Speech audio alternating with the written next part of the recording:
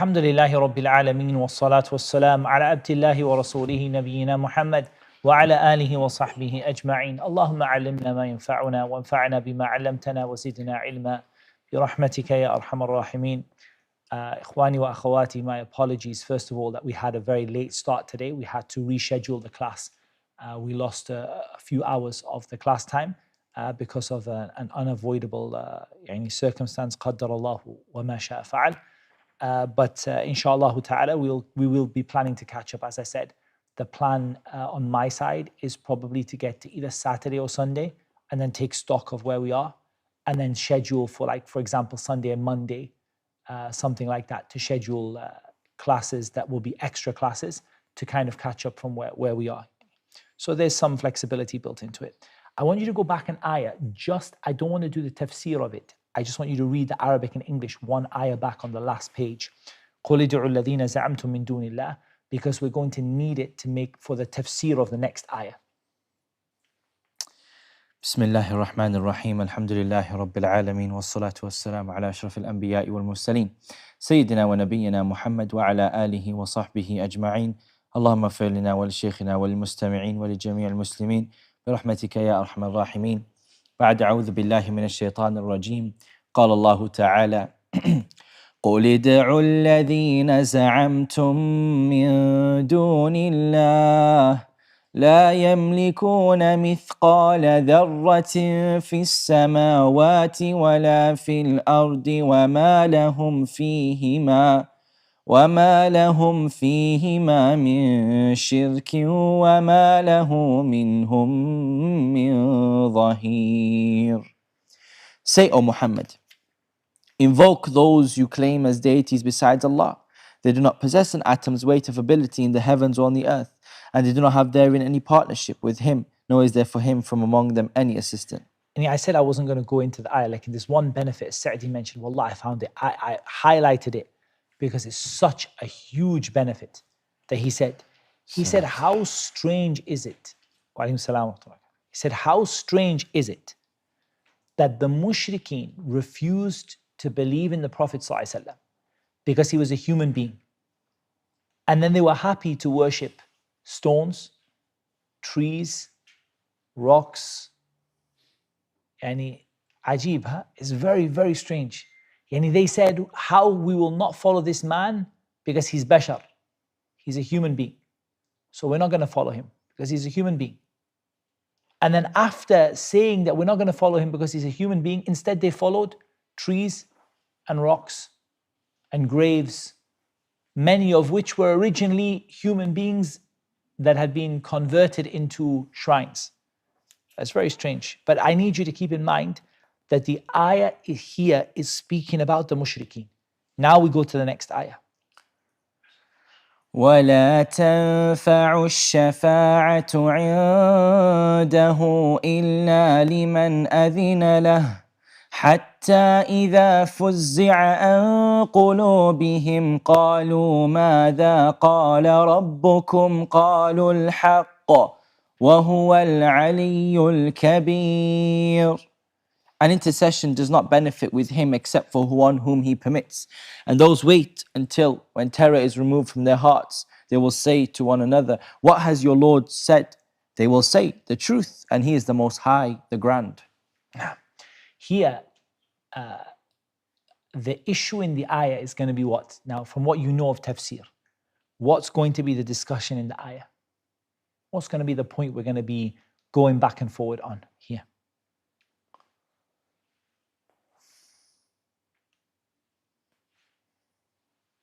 Always, so far, the major issues of khilaf, a lot of times it comes down to this, like where you have different tafsir. Here you can see 3 tafsir, which are almost, all of them are different from each other.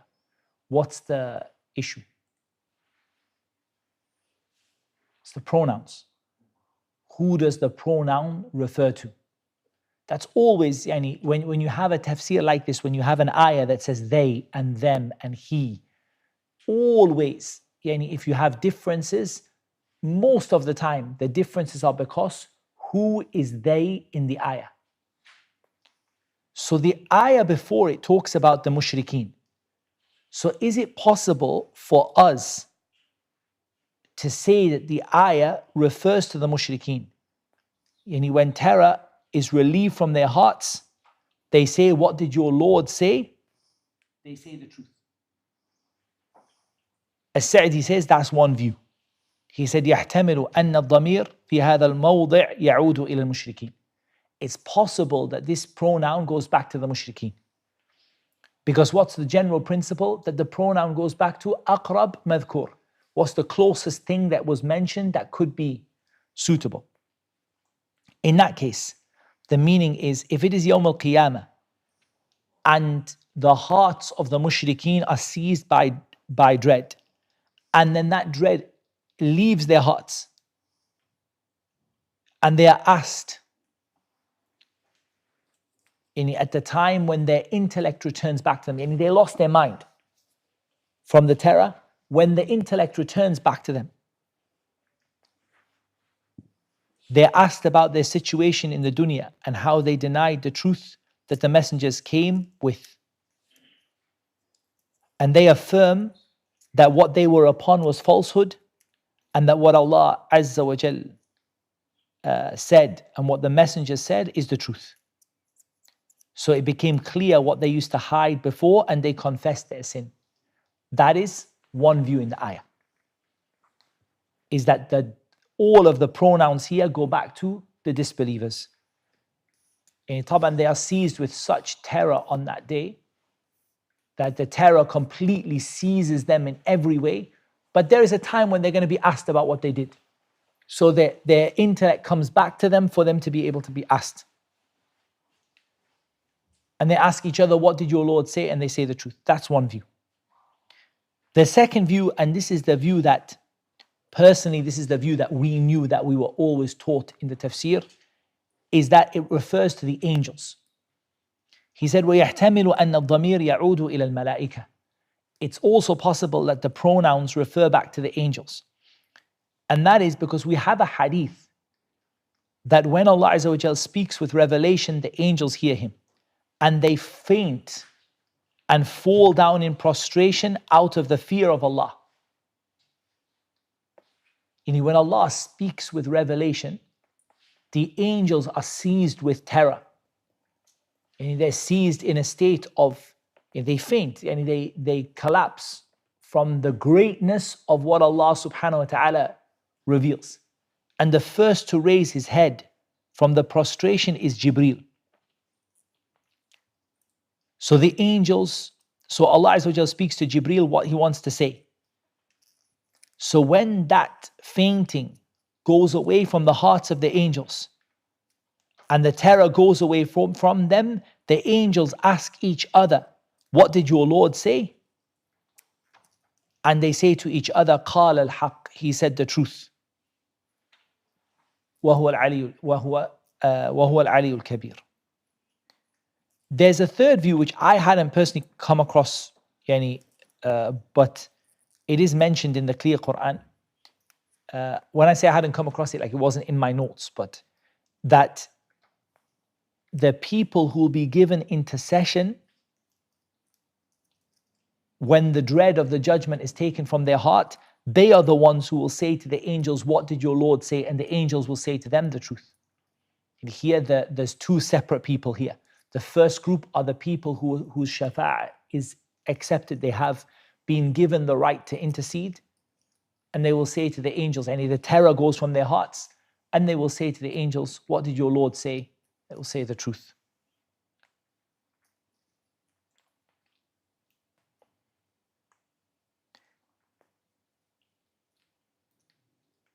So if you look at all three translations are different. The translation of the clear Qur'an has the people who are given intercession speaking to the angels.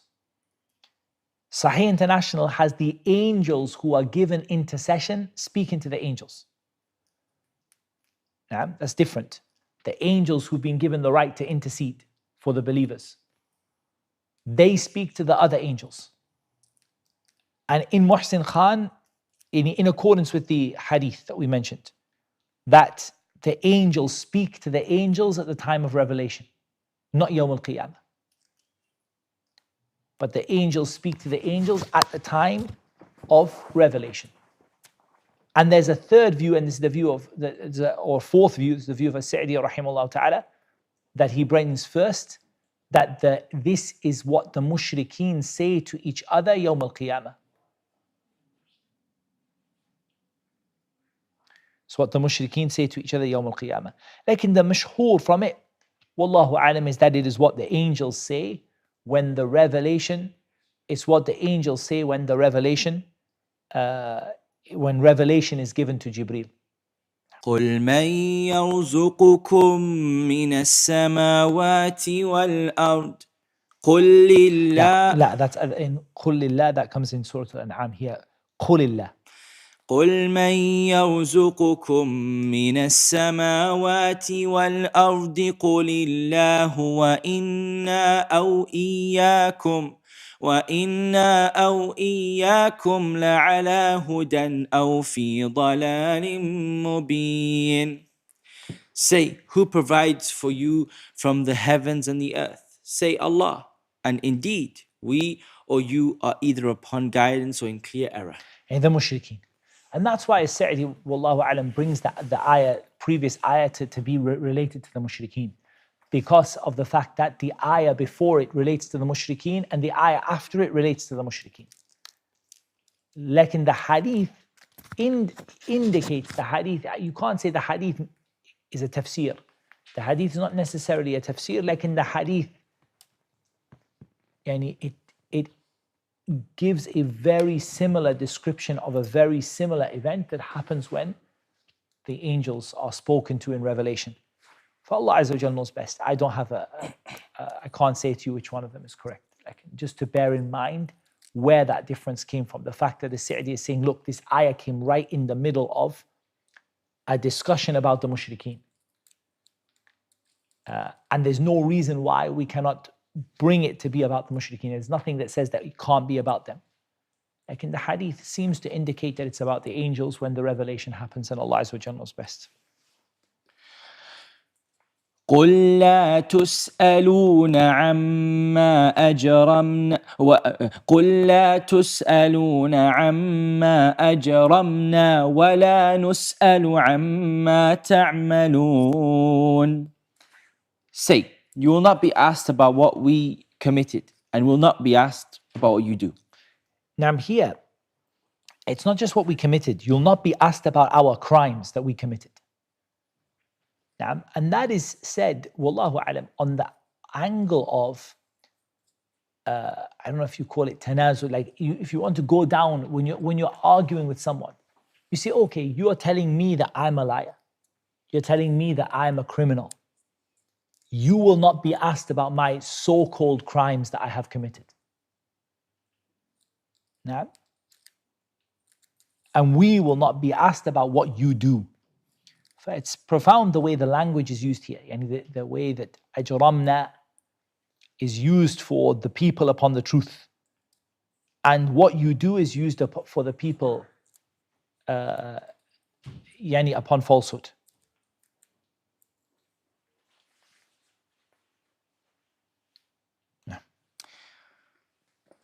قل يجمع بيننا ربنا ثم يفتح بيننا بالحق وهو الفتاح العليم. Say, our Lord will bring us together, then He will judge between us in truth, and He is the knowing judge. Now, al-Fath here has numerous meanings, but from the meaning of the name of Allah Azza wa Jal, al-Fattah is the one who separates between the right and wrong in judgment. And He separates between the believers and the disbelievers. It's also the one who opens the way to achieve things. Al-Fattah is also the one who opens the means to achieve things. For example, like we say to people, Fatah Allahu alayk, may Allah open up ease for you, may Allah open a way for you to achieve it. And if someone says, I'm struggling with something, you might say to them, Fatah Allahu alayk, may Allah open up for you a way to achieve it. For both of those meanings come with the meaning of Al-Fattah. Like in here, Al-Fattah, the meaning that is given here is to judge between the people in truth any separating between those who are upon truth and those who are upon falsehood. قل أروني الذين ألحقتم به شركاء كلا بل هو الله العزيز الحكيم. Say, show me those whom you have attached to him as partners.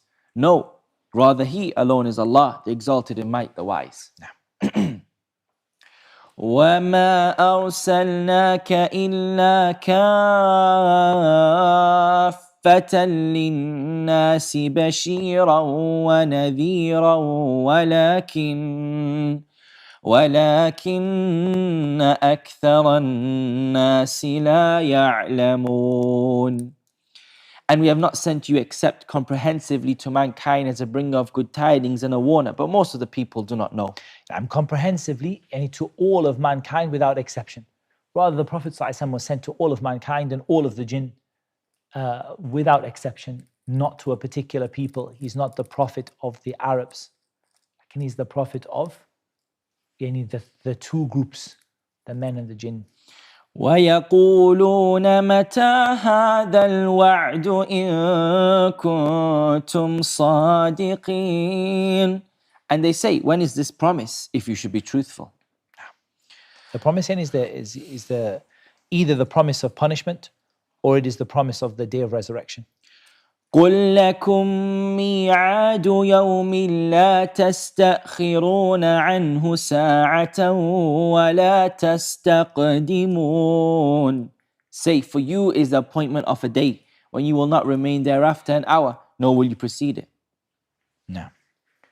وقال الذين كفروا لن نؤمن بهذا القرآن ولا بالذي بين يديه ولو ترى إذ الظالمون موقوفون عند ربهم يرجع بعضهم إلى بعض we can start from there. Yeah. يرجع بعضهم إلى بعض القول يقول الذين استضعفوا للذين استكبروا لولا أنتم لكنا مؤمنين. And those who disbelieve say, we will never believe in this Qur'an, nor in that before it. But if you could see when the wrongdoers are made to stand before their Lord, refuting each other's words, those who were oppressed will say to those who were arrogant, if not for you, we would have been believers. I think those oppressed is the wrong word here. I think that gives the wrong impression. It gives the impression that they were madhloom. So it doesn't mention that they were madhloom, they were oppressed. It mentions that they were mustada'afun. They were the weak in the society. Al-mustada'af is the weak person. It doesn't necessarily mean madhloom. And I think to say oppressed is a big problem here, because it gives the impression that they have a right to have a blame, and they have a right for what they did. Like the issue is that they were mustada'afin. They were people who were weakened or were made to be weak by the others. For here, we will never believe in that Qur'an, nor in that before, nor in the Torah, and that was primarily what they referred to. You will see them refuting each other's words. That's you've seen from Surah Al-An'am elsewhere, how they refute each other's words. It wasn't us that you worshipped. It wasn't. Rather, you worshipped this. No, we didn't. We worshipped them. Where are your shuraka? They have gone from us. We can't. And all these conversations that go back and forward, they're refuting each other's words. Hatta the idols can't say, we have nothing to do with you. And the people who worship them, and then the arrogant in the society, they say that we wish that we had a chance to. Or the followers in the society say to the arrogant in Surah Al-Baqarah. The followers say to the arrogant that if we only had a chance to free ourselves from you, like you freed ourselves from us, or those who are followed from those who are following, not necessarily the arrogant, but those who are the followers from the followed, each of them free themselves from each other, and to the point that they say, Wallahi Rabbina ma kunna mushrikeen. We swear by Allah, our Lord, we were never people who made a partner with you. And so they're just, the statements go back and forward between each other. Rather from what we're going to hear later on, inshallah, as we go through the tafsir, is that even when the angels testify, they will not accept it.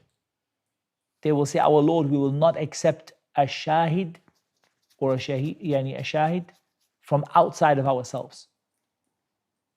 So Allah Azza wa Jal will seal their mouths and make their hands speak and their feet speak. But there's so much in that terror, they will go back and forward between each other. Now, those who were lowly, that's not a bad word, lowly from the clear Qur'an. Those who were deemed weak, who were made weak or deemed weak, that's not a bad one also. The lowly will say to the arrogant. قال الذين استكبروا للذين استضعفوا أنحن صدقناكم أنحن صددناكم. قال الذين استكبروا للذين استضعفوا أنحن صددناكم عن الهدى بعد إذ جاءكم بل كنتم مجرمين. Those who are arrogant will say to those who are oppressed, did we avert you from guidance after it had come to you? Rather, you were criminals. Just a moment. Now, meaning, did we divert you because of did we force you?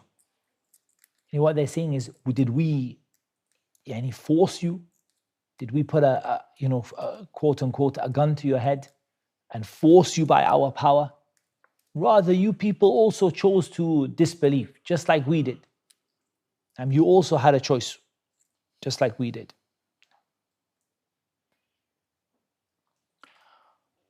وقال الذين استضعفوا للذين استكبروا بل مكر الليل وقال الذين استضعفوا للذين استكبروا بل مكر الليل والنهار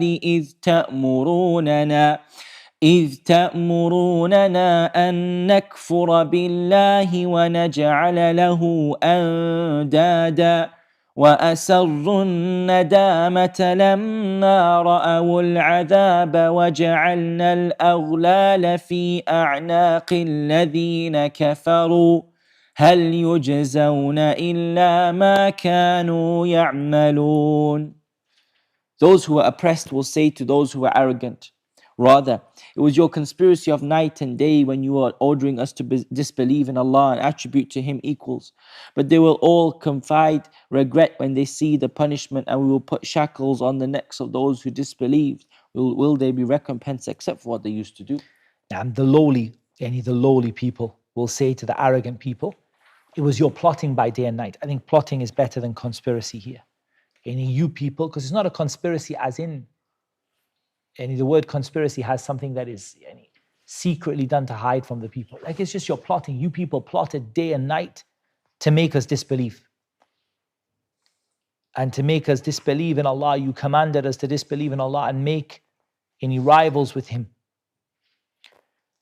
Here, when Allah Azza wa Jal said, وَأَسَرُّ النَّدَامَةِ, there's a great benefit. وَأَسَرُّ النَّدَامَةِ, they will express their regret. What does that show? It shows that this entire argument between them was of no value at all. Neither did the lowly people get excused from the punishment, nor did the arrogant people and the wealthy people get excused from the punishment.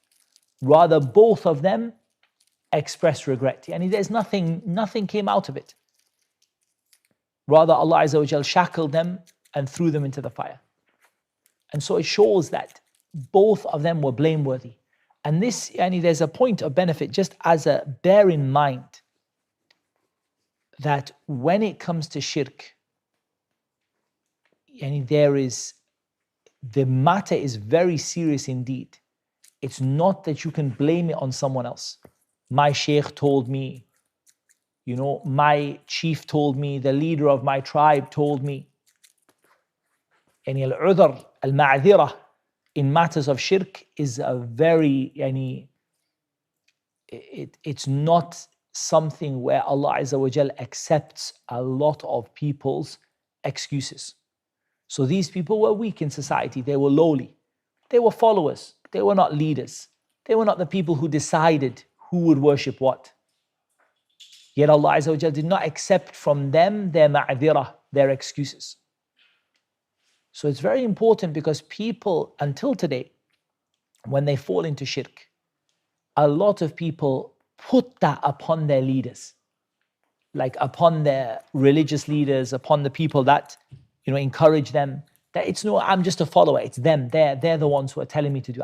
They told me to go to the shrine and pray, and I go to the shrine and pray. لكن that معذرة قد لا تقبل منهم. May not be accepted from them. فالعذر بالجهل is not easy.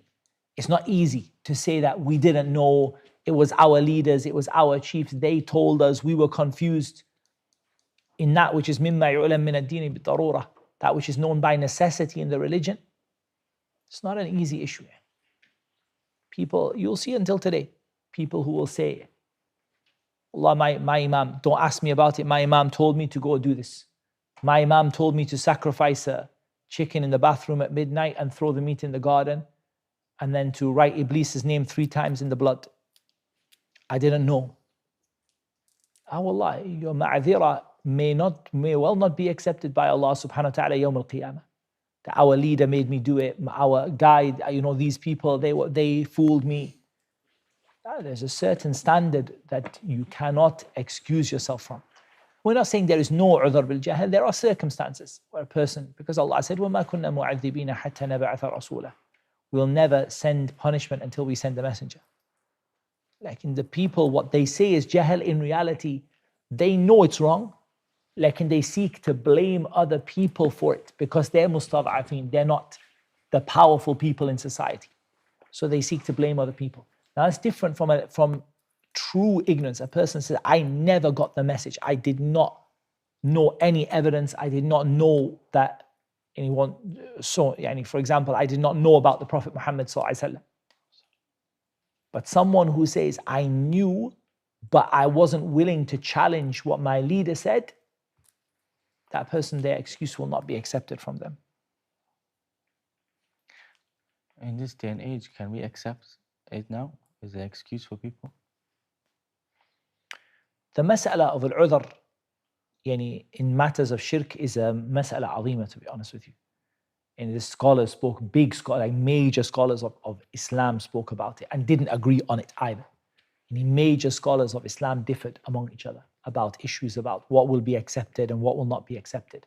There are certain principles. The statement of Allah Azza wa Jalla, وَمَا كُنَّا مُعَذِّبِينَ حَتَّى نَبْعَثَ رَسُولًا. We'll never punish a people until we send them a messenger. But there is a lot of evidence that indicates that the issue is very, very serious indeed. And that's why I said many people who present an excuse of not knowing what they were doing. We were just following what our leaders said. We just followed what our teachers told us. Many of those people, and you may find that their excuses are not accepted by Allah subhanahu wa ta'ala in an issue like this, in an issue of the usul of the religion, in the issue of tawheed and shirk. And somebody said, I didn't know that I wasn't supposed to believe that Allah had a son. If the message came to you, you understood the message, what do we say after that? For the issue is a big one, it's not a small one. We shouldn't just wipe it aside and say it's universally accepted or not accepted. But here you can see the issue here is they're not saying we didn't know. They're saying our leaders convinced us to do it. The eminent people in our society convinced us that this was the right thing to do. And Allah didn't accept it from them. And neither of them benefited. Both of them got shackled and thrown into Jahannam. Whereas if it was a valid excuse, Allah would have accepted it from them and said, you are correct, you didn't know. We will test you Yawm al-Qiyamah or whatever it might be. But Allah didn't accept anything from either of them. وَمَا أَرْسَلْنَا فِي قَرْيَةٍ مِّن نَّذِيرٍ إِلَّا قَالَ مُتْرَفُوهَا إِنَّا بِمَا أُرْسِلْتُم بِهِ كَافِرُونَ. And we did not send into a city any warner except that its affluent said, said, indeed we in that which you were sent are disbelievers. And generally speaking, it's the affluent and the ones who have attached their hearts to this world that were the first to disbelieve among the people of the cities.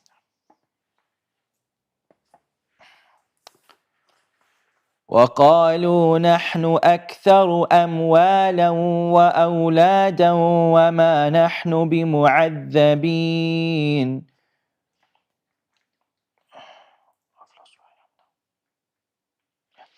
And they said, we are more than the believers in wealth and children, and we are not to be punished. Now, either generally or the people of Mecca. I mean, the people of Mecca said it, but also generally this was the case when the prophets came. Because who followed the prophets first of all? Usually, the first people to follow the prophets in general, we're not talking about every single person, but in general, it was the poor, the weak, the mustada'afun in the society, the people who were the lowly, the downtrodden in society. That was usually the case.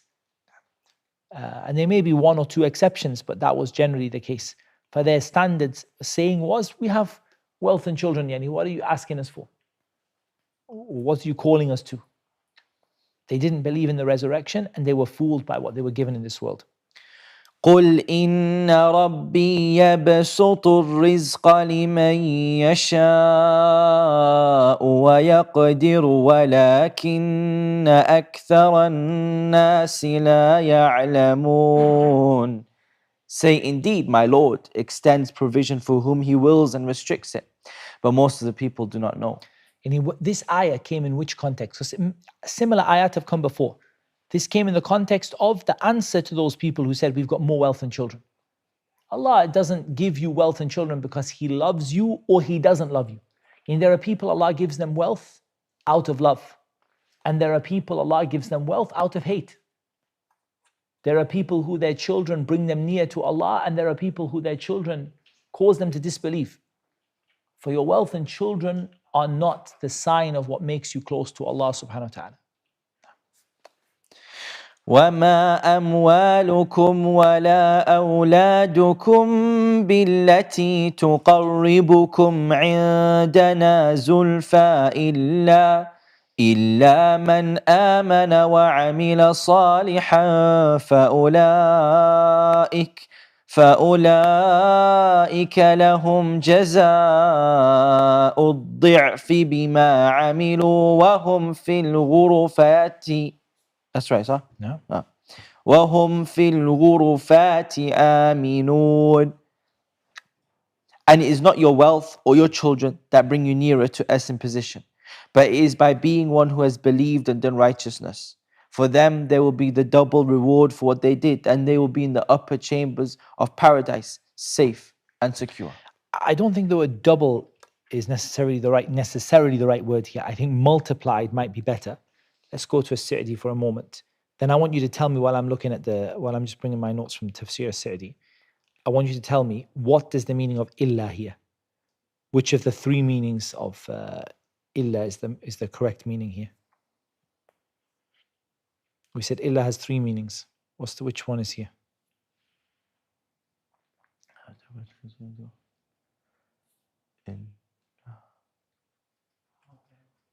Yeah, lakin.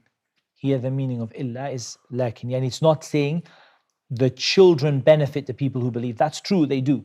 But the ayah here, because for example, a believer could have a disbelieving child. Here the meaning is, however, the one that it's not the wealth or the children, however, it is the one who believes and does good deeds. I just want to see, did he not say with regard to al-di'f? Naam.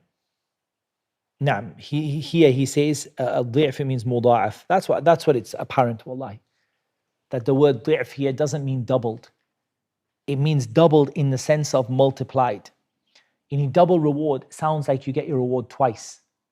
Like in that reward, getting it twice is not correct, right? Because what you actually get is you get it 10 to 700 times. مثل الذين ينفقون أموالهم في سبيل الله كمثل حبة أنبتت 7 سنابل في كل سنبلة 100 حبة والله يضاعف لمن يشاء. And the ضعف here means المضاعفة, meaning being multiplied. Who gets their reward? Who is told that they get their reward twice specifically? And not in terms of individual deeds. Like we've covered it already. Someone who gets their reward gets a double reward.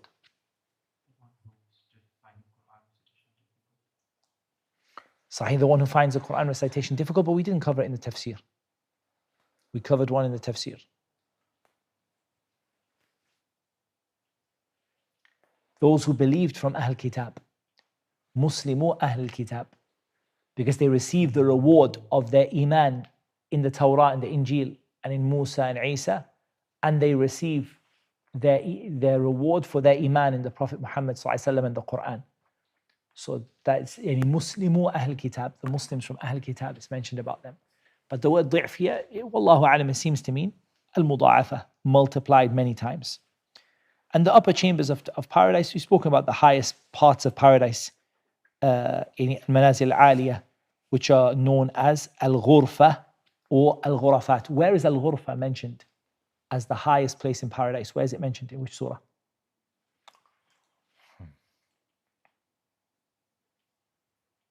How is it? No, that's true, but that's true in Surah Zumar. But that's not the one. That's not. I'm specifically saying here. That's talking about the dwellings they live in paradise. I'm talking about the ghurfa as the highest place of paradise.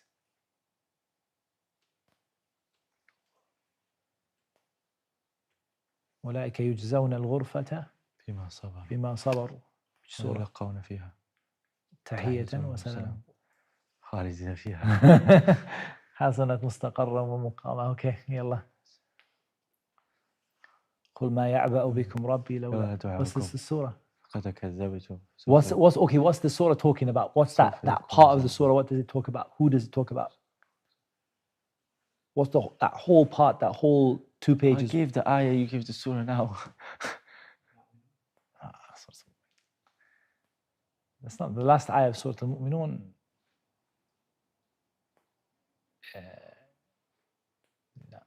And Surah Al-Mu'minun ends with أَفَحَسِبْتُمْ أَنَّمَا خَلَقْنَاكُمْ عَبَثًا وَأَنَّكُمْ إِلَيْنَا لَا تُرْجَعُونَ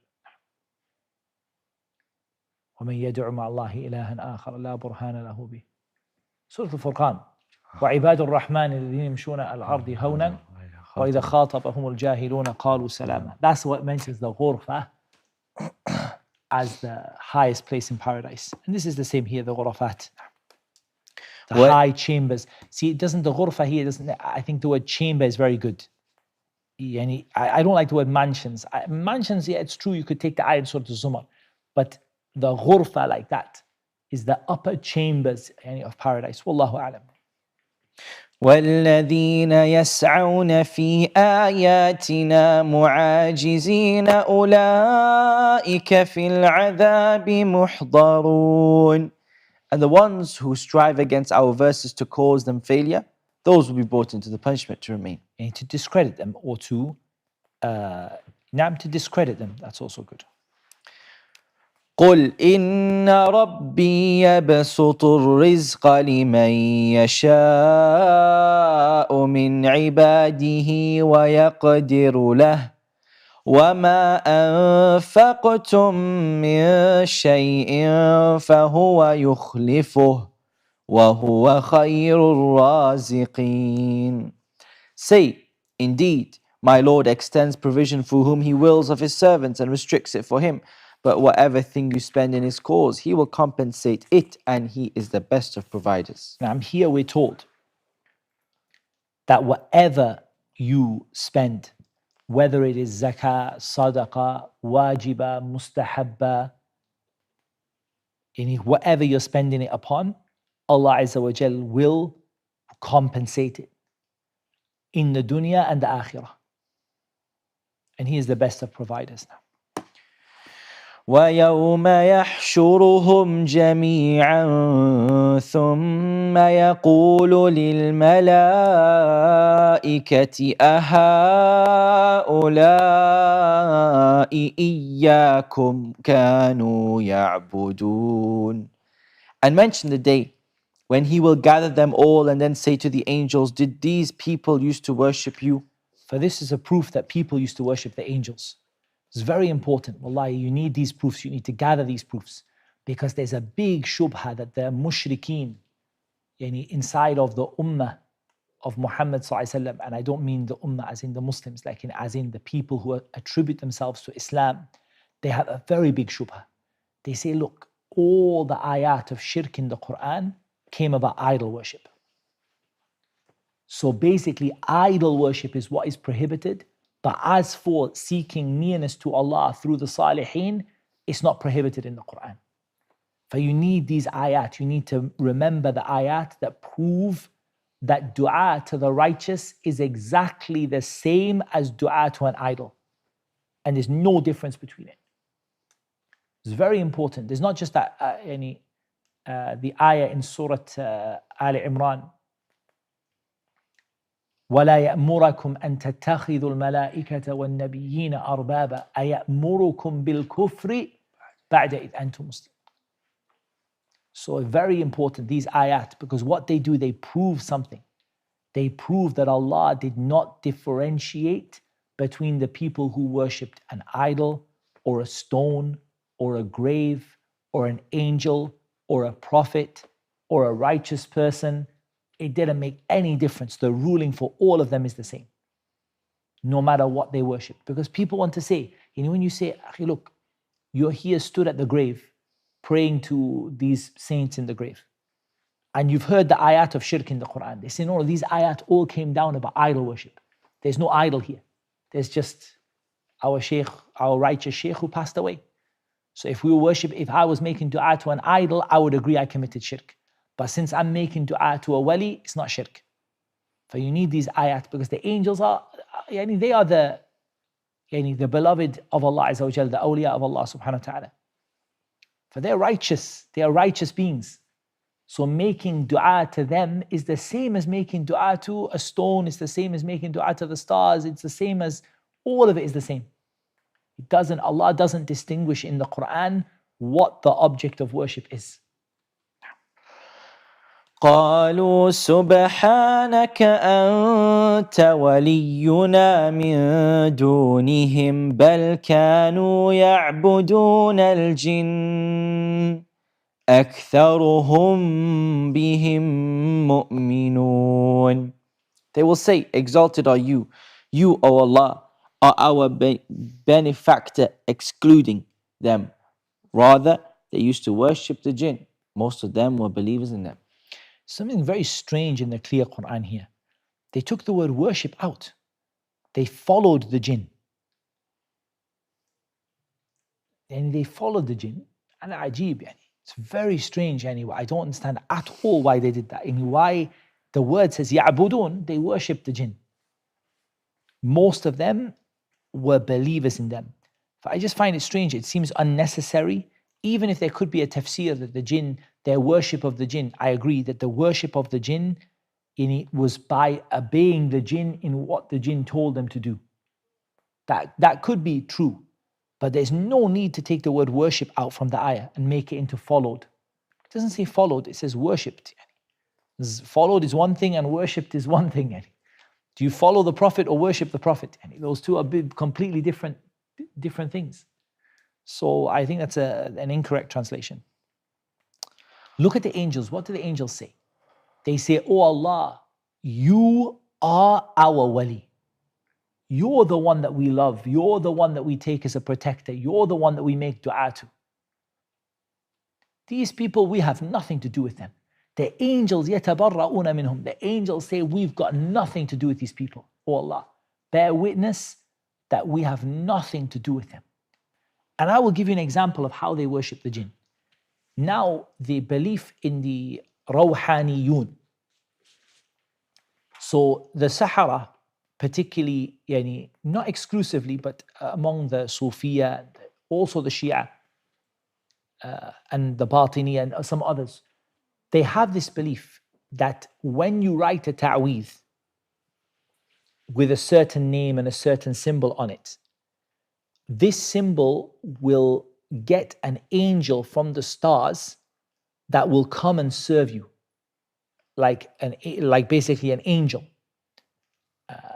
This idea of the rawhaniyun, like a rawhani, basically like a lofty spirit. And he will come down and serve you when you write these symbols on the ta'weez. Who comes and serves them?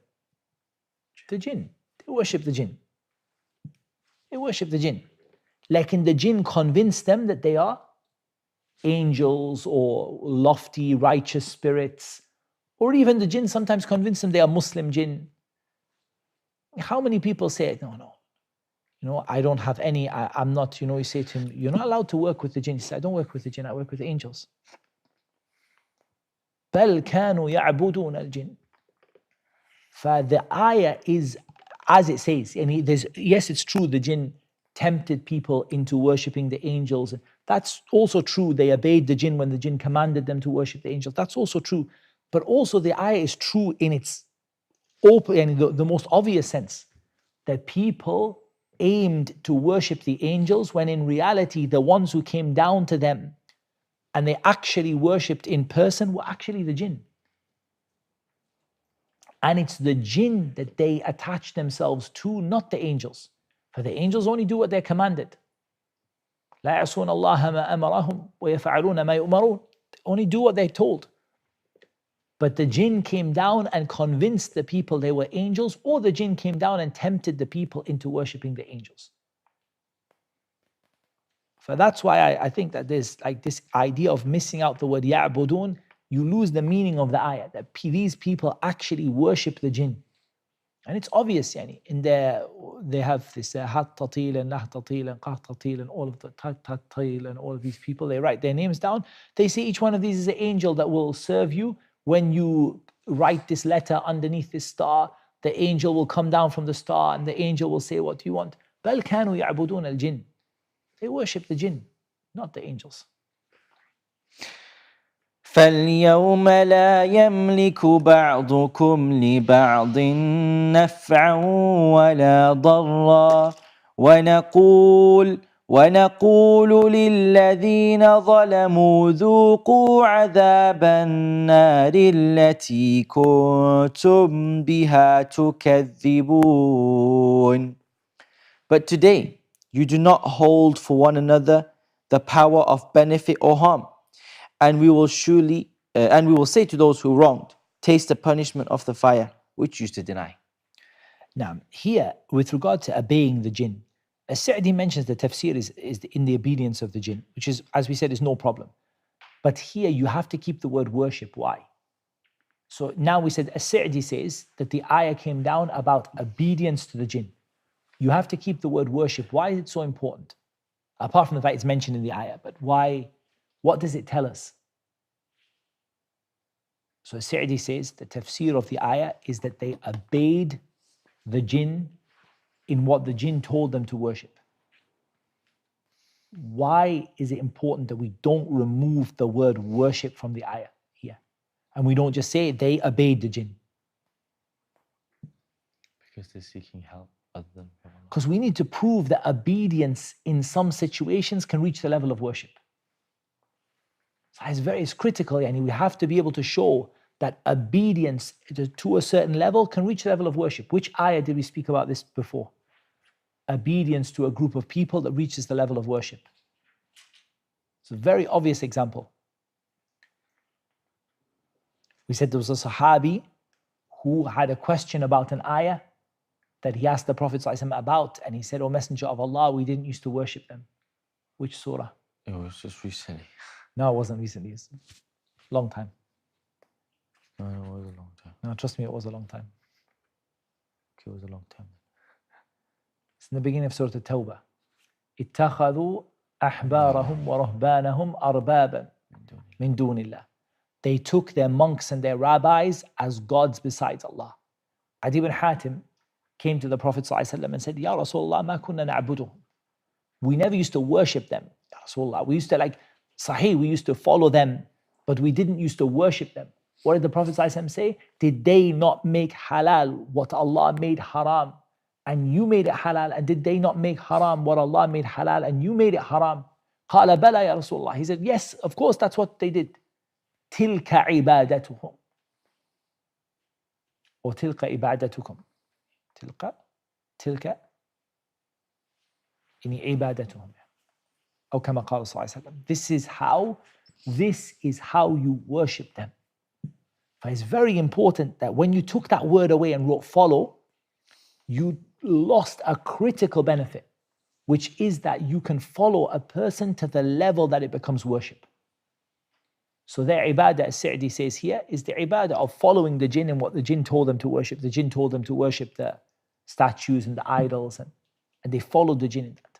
But they followed them knowing that what they did was in opposition to what Allah commanded. So they were worshippers of the jinn.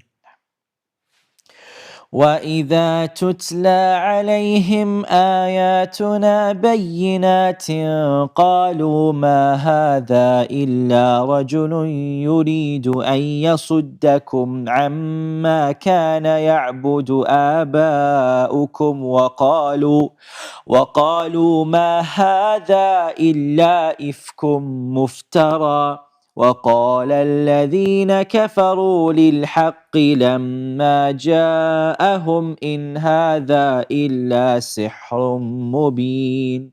And when our verses are recited to them as clear evidences, they say, this is not but a man who wishes to avert you from that which your fathers were worshipping.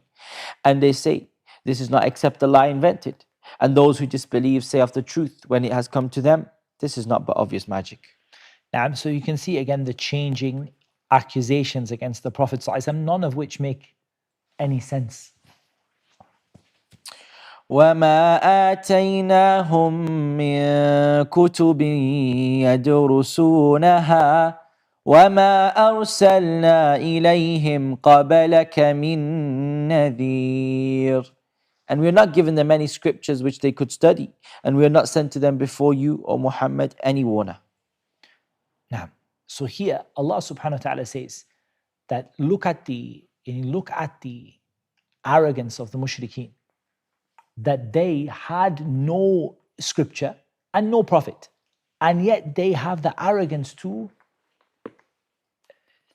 come back and to argue with the Prophet ﷺ and to argue with what came down in the scripture. They don't go back like Ahlul Kitab and say the Torah tells us this, the Injil tells us that.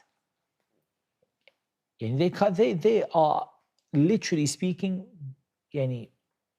ومن الناس من يجادل في الله بغير علم ولا هدى ولا كتاب منير. There are people who speak, who argue about Allah without knowledge, nor guidance, nor any scripture. وَكَذَّبَ الَّذِينَ مِنْ قَبْلِهِمْ وَمَا بَلَغُوا مِعْشَارَ مَا آتَيْنَاهُمْ فَكَذَّبُوا رُسُلِي فَكَيْفَ كَانَ نَكِيرٌ. And those before them denied, and they have not attained a tenth of what we had given them, but they denied my messengers. So how terrible was my reproach. They had not attained even a tenth of what was given to the people before them, like Fir'aun, like Qarun. They have not even any. Where is all of the wealth of Quraysh? If it was put all together, it doesn't reach what Qarun had. But those people were destroyed when they denied the messengers. قُلْ إِنَّمَا أَعِظُكُمْ بِوَاحِدَةٍ أَن تَقُومُوا لِلَّهِ مَثْنَى وَفُرَادَى ثُمَّ تَتَفَكَّرُوا مَا بِصَاحِبِكُم مِّن جِنَّةٍ إِنْ هُوَ إِلَّا نَذِيرٌ لَكُمْ بَيْنَ يَدَيْ عَذَابٍ شَدِيدٍ. Say, I only advise you of one thing, that you stand for Allah, seeking truth in pairs and individually, and then give thought. There is not in your companion any madness. He is only a warner to you before severe punishment. I don't particularly like the word advise. I think exhort is better. Like in Muhsin Khan here, I only exhort you to do one thing. Now, that you stand up for Allah's sake, in pairs and individually, then give thought. Think about it. And if you think about it, you will come to the conclusion without a shadow of a doubt. مَا بِصَاحِبِكُم مِّن جِنَّةٍ. This man is not a madman, nor is he a poet, nor is he a fortune teller. And if you were to actually think the matter through, individually and in pairs, and think about the life history of the Prophet ﷺ, you would realize that he was a clear warner. And this really is a very powerful answer that can even be used until today. And you've seen what the people, the enemies of the Prophet ﷺ said about him. You've seen that, right? You've seen them say kahin, kadhab, sha'ir.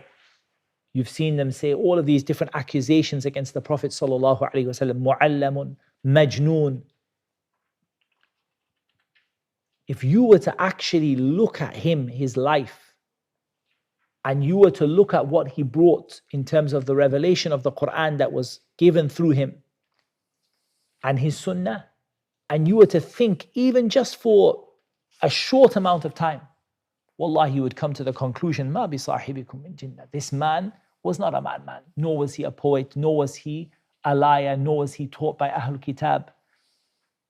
Because in the first place, these accusations are contradictory, we've said. They don't match with each other. You cannot be mad and then be an academic at the same time. And he's a poet, but he's not ever known for poetry. He's not known for any poetry before that. And he's someone who doesn't even have a qaseedah, doesn't even have 10 lines of poetry.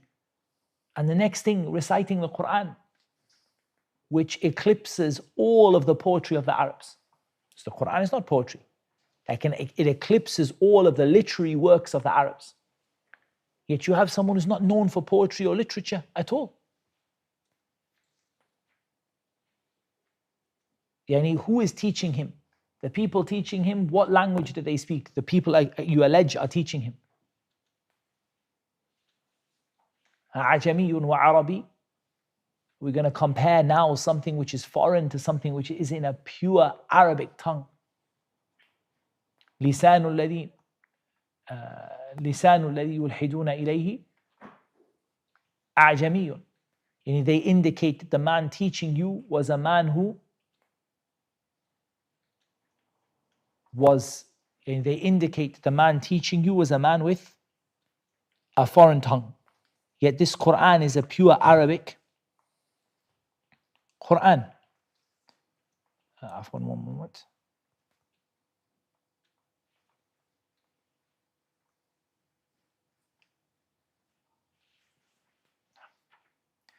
So when you look at it, when you look at what they said about the Prophet ﷺ, it doesn't stand up to any kind of scrutiny.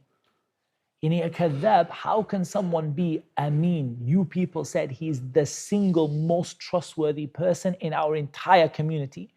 And then the next day become kadhab, a liar. A person who's never lied to anyone in his life. And then he lies against Allah. And for what benefit? He doesn't ask you for reward. He doesn't ask you for payment. He doesn't want to be your king. He doesn't want to be in charge of you. But if you actually thought about it, you would come to the conclusion, ما بصاحبكم من جنة.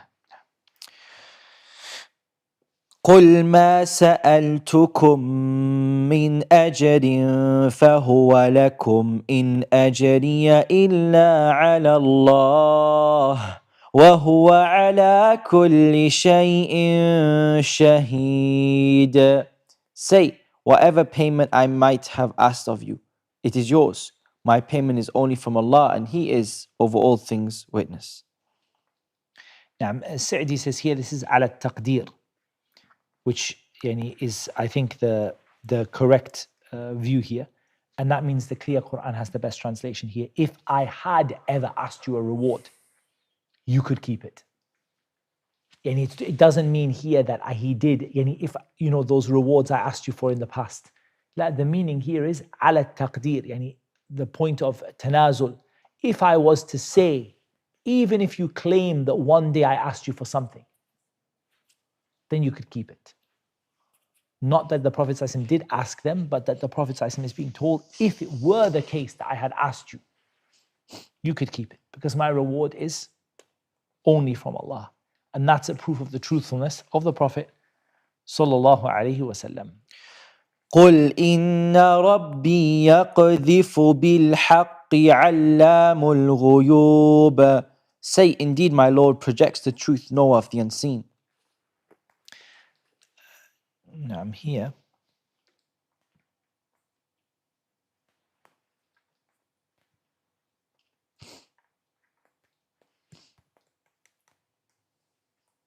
I mean, the clear Qur'an has a word that is more, there's a bit closer to the Arabic here, and he hurls the truth against the falsehood. And there's that sense of, it's not just projects the truth. And that's, sometimes they swap over. Usually it's the clear Qur'an that uses the kind of vague language, and the Sahih International. Like in here, I think hurls the truth against the falsehood is maybe a better way of saying it.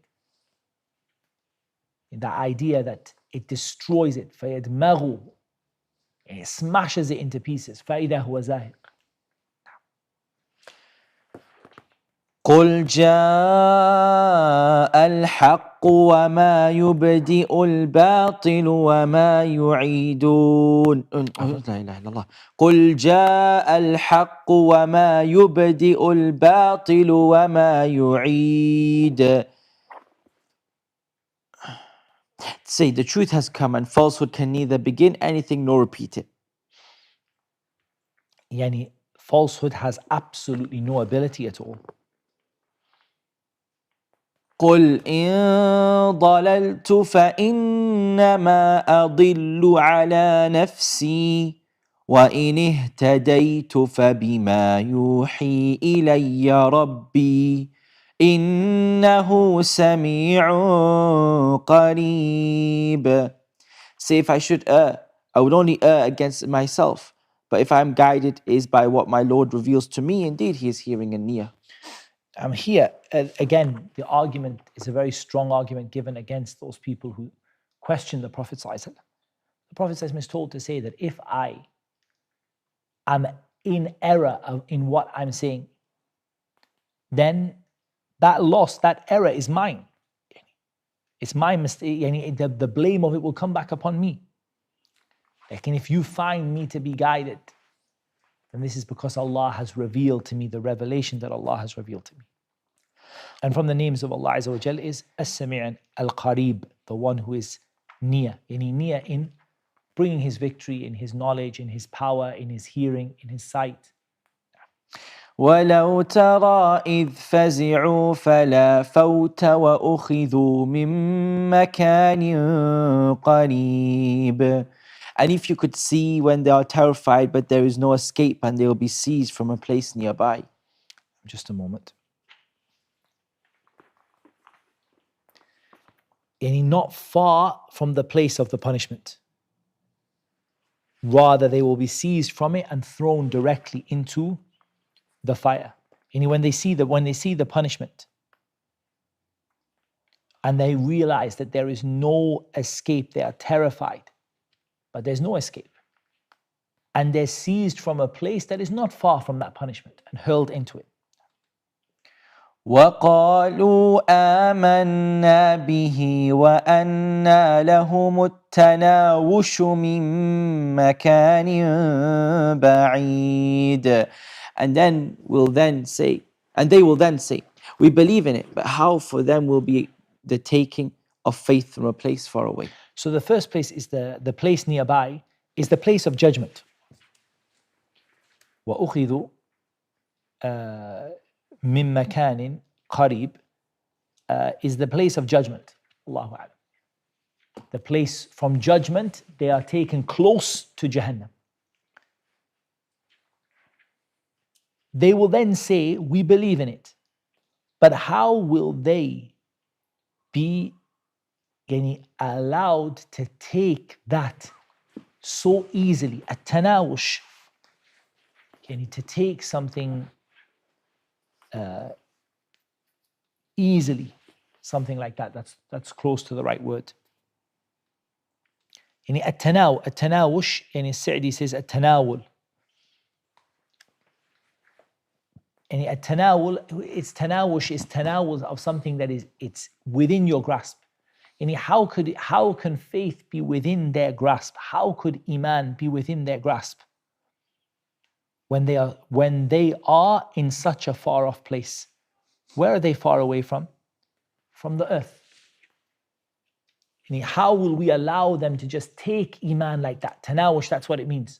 How will we allow them to just take iman so just like that when they are so far away from the place that they were in this world? وقد كفروا به من قبل ويقذفون بالغيب من مكان بعيد.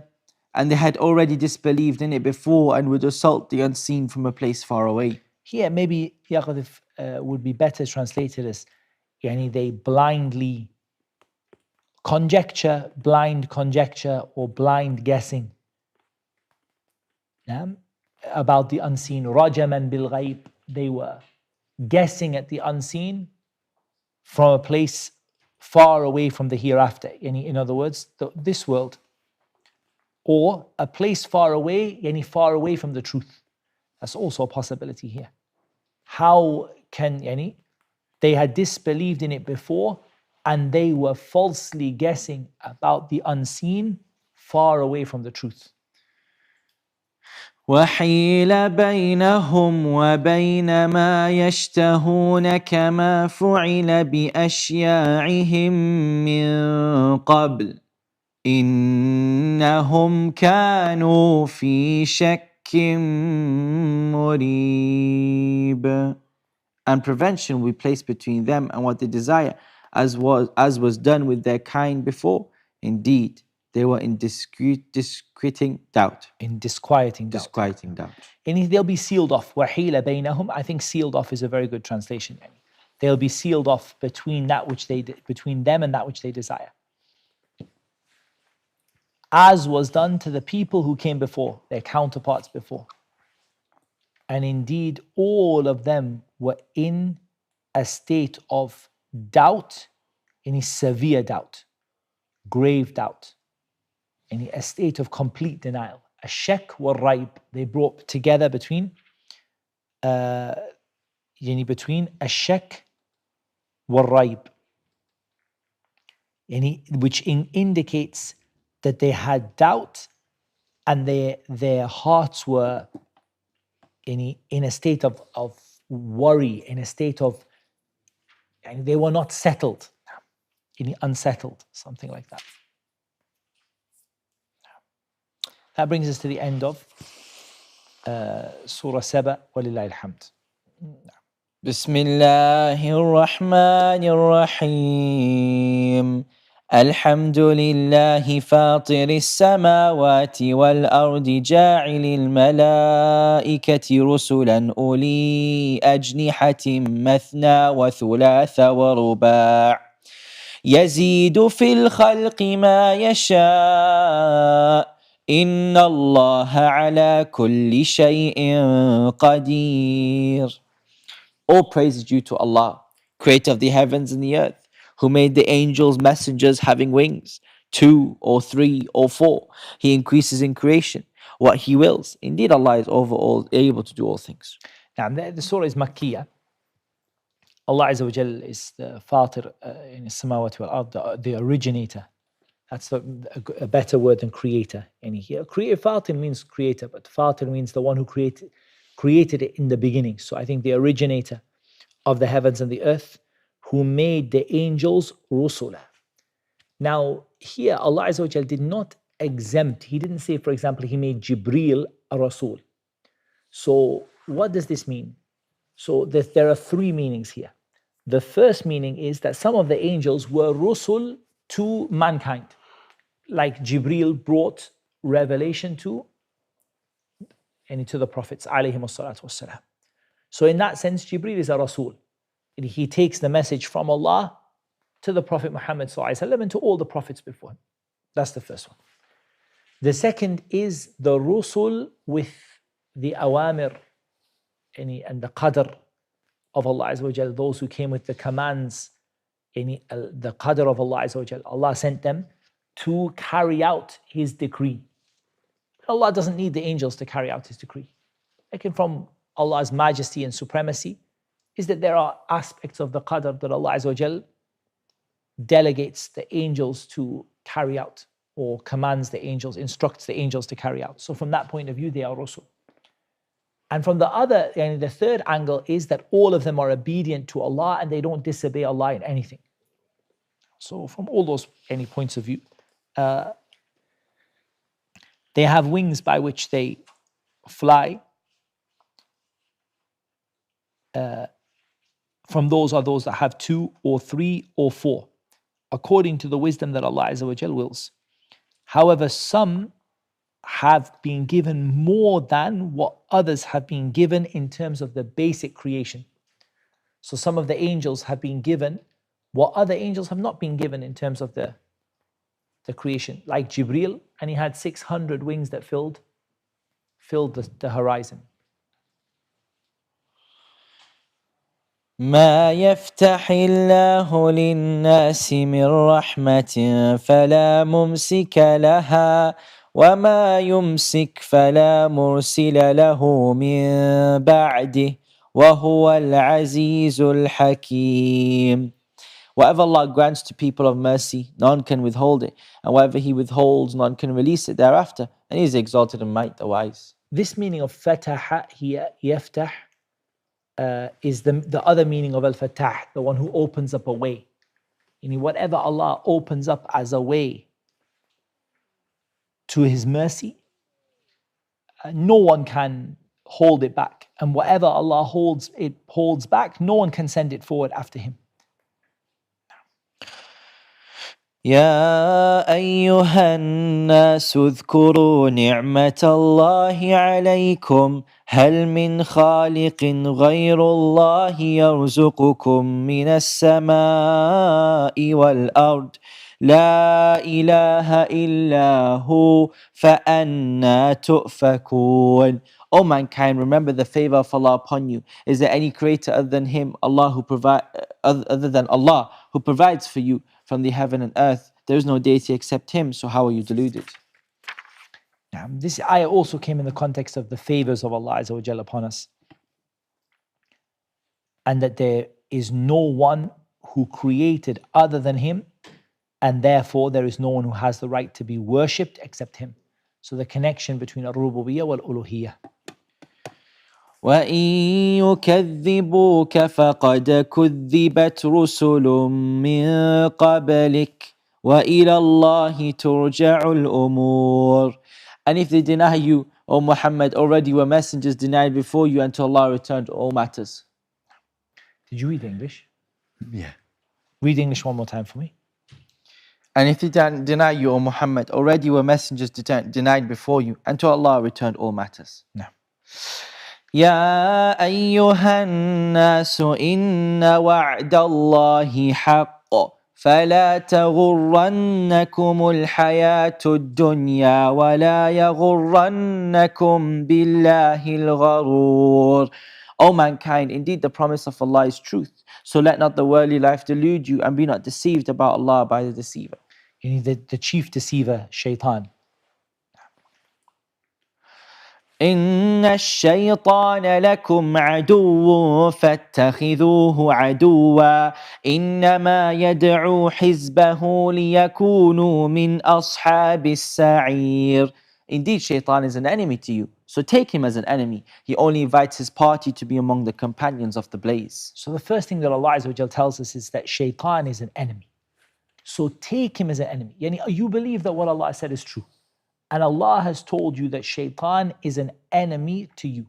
So if shaitan is an enemy to you, take him as an enemy. Behave like he's an enemy. Don't behave like he's a friend, or behave like he has something good for you, or it might work out okay in the end. If he is an enemy, take him as your enemy. And in fact, he's a greater enemy to you than any of the human beings could ever be. So for example, now, if you think about the worst enemy of the Muslims today among mankind, whatever you think of, that enemy, do you mix with them? Do you listen to them sometimes? You don't, right? You take them as an enemy. You have complete and total distance from them, hatred for them.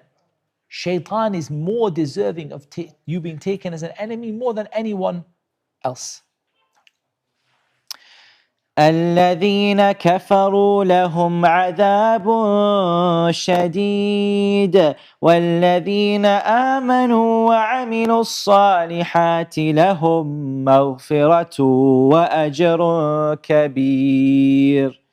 Those who disbelieve will have a severe punishment, and those who believe and do righteous deeds will have forgiveness and a great reward. In the previous ayah also, Allah Azza wa Jal tells us the reality of the da'wah of the shaitan. Whatever he decorates for you, whatever deception he gives you, however he makes it seem like it's something good, the end result of not taking shaitan as an enemy is that he will lead you into the fire. He will not pull you into it. He will call you. إِنَّمَا يَدْعُ حِزْبَهُ. He calls his hizb, his party, and invites them into the fire. أفمن زين له سوء عمله فرآه حسنا فإن الله يضل من يشاء ويهدي من يشاء فلا تذهب نفسك عليهم حسرات إن الله عليم بما يصنعون. Then is one to whom the evil of his deed has been made attractive, so he considers it good, like one rightly guided. For indeed, Allah sends astray whom He wills and guides whom He wills. So do not let yourself perish over them in regret. Indeed, Allah is knowing of what they do. This ayah has to be taken in the context of the ayat about the shaitan. So now someone is following the shaitan. They've not taken the shaitan as an enemy, they're following the shaitan. Is that person who thinks they're doing something good, is that person now the same as someone who's been rightly guided? Allah sends astray whoever He wants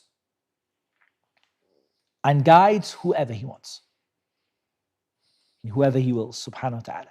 So don't think that the shaitan has any control in the matter. Rather, the shaitan is the sabab, the cause of it. But Allah subhanahu wa ta'ala, His will, by it, people are guided and misguided. So when you know that, don't have regret, don't perish over them, don't kill yourself, don't cause yourself to die because of grief. Indeed, Allah Azza wa Jal knows exactly what they do. والله الذي أرسل الرياح فتثير سحابا فسقناه إلى بلد ميت فأحيينا به الأرض بعد موتها كذلك النشور.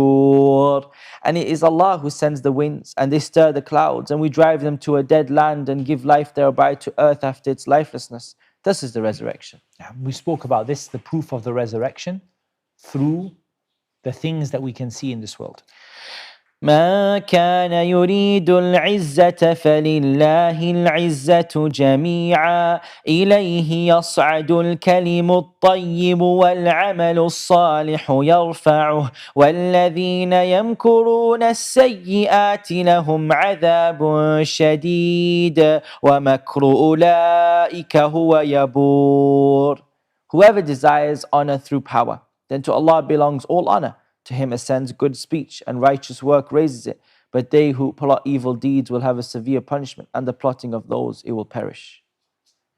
Now, here again, righteous work raises it. That's one tafsir. That the pronoun goes back to al-amal al-salih. Goes back to al-kalim al-tayyib. Yani, that a good word is confirmed and raised up and accepted by Allah when it's followed by righteous deeds. So let's take the ayah bit by bit, because the ayah has a lot in it. First of all, whoever desires honor and power, then realize that honor and power are with Allah subhanahu wa ta'ala. Izzah is with Allah, and Allah has given izzah to the Messenger sallallahu alaihi wasallam and to the believers. And we are a people, Allah gave us izzah through Islam. Whenever we seek izzah from something else, Allah will disgrace us. And that's why, if you want to know why the Muslims are in the situation that they are in today, the statement of Umar ibn al-Khattab is a fantastic explanation. We are a people. Allah gave us izzah from Islam. Who were Quraysh in terms of the global power? Who were Quraysh before Islam?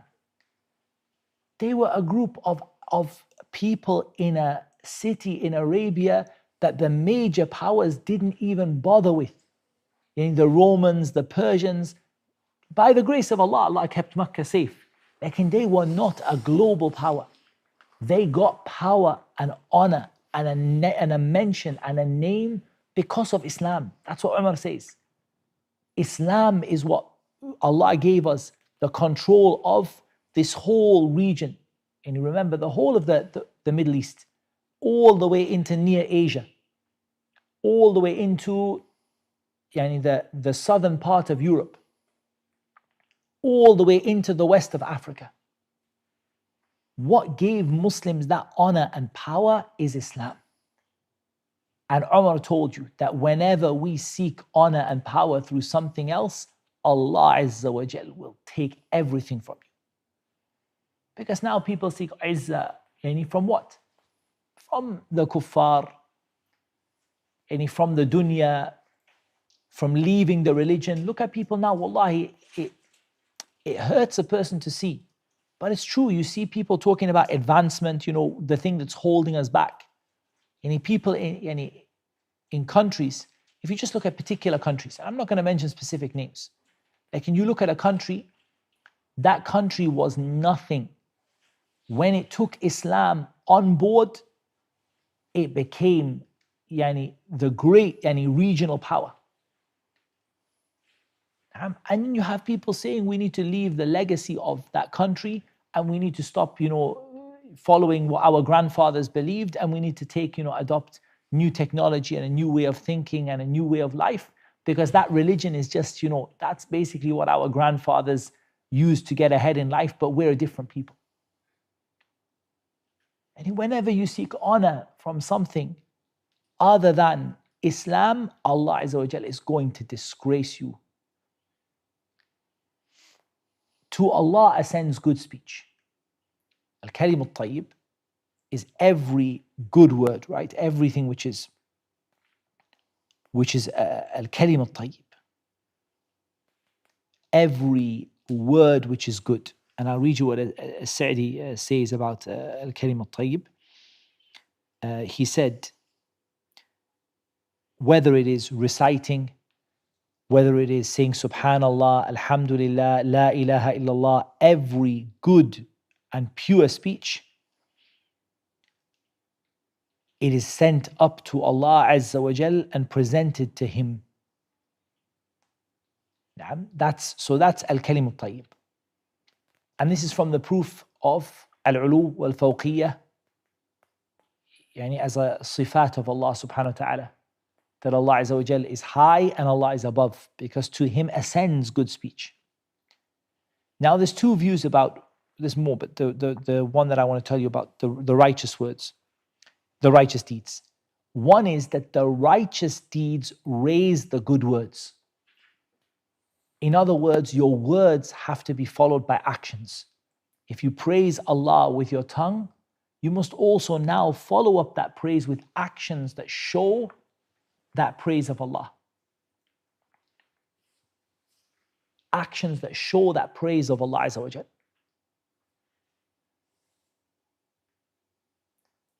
You must follow it up. For it to be raised to Allah, for your words to be raised to Allah, they have to be followed by actions that show the truth of what you've said. And there's no doubt about that. For example, if you say La ilaha illallah, saying it is one thing, but now your actions must testify to the truth of what you're saying.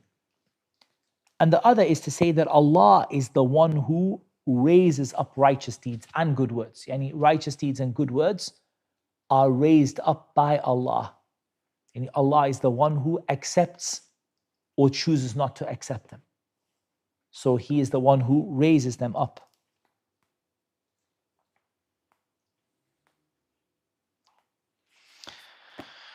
والله خلقكم من تراب ثم من نطفة ثم جعلكم أزواجا وما تحمل من أنثى ولا تضع إلا بعلمه وما يعمر من معمر ولا ينقص من عمره إلا في كتاب إن ذلك على الله يسير. And Allah created you from dust, then from a sperm drop. Then He made you mates. And no female conceives, nor does she give birth except with His knowledge. And no aged person is granted additional life, nor is his lifespan lessened, but that it is in His register.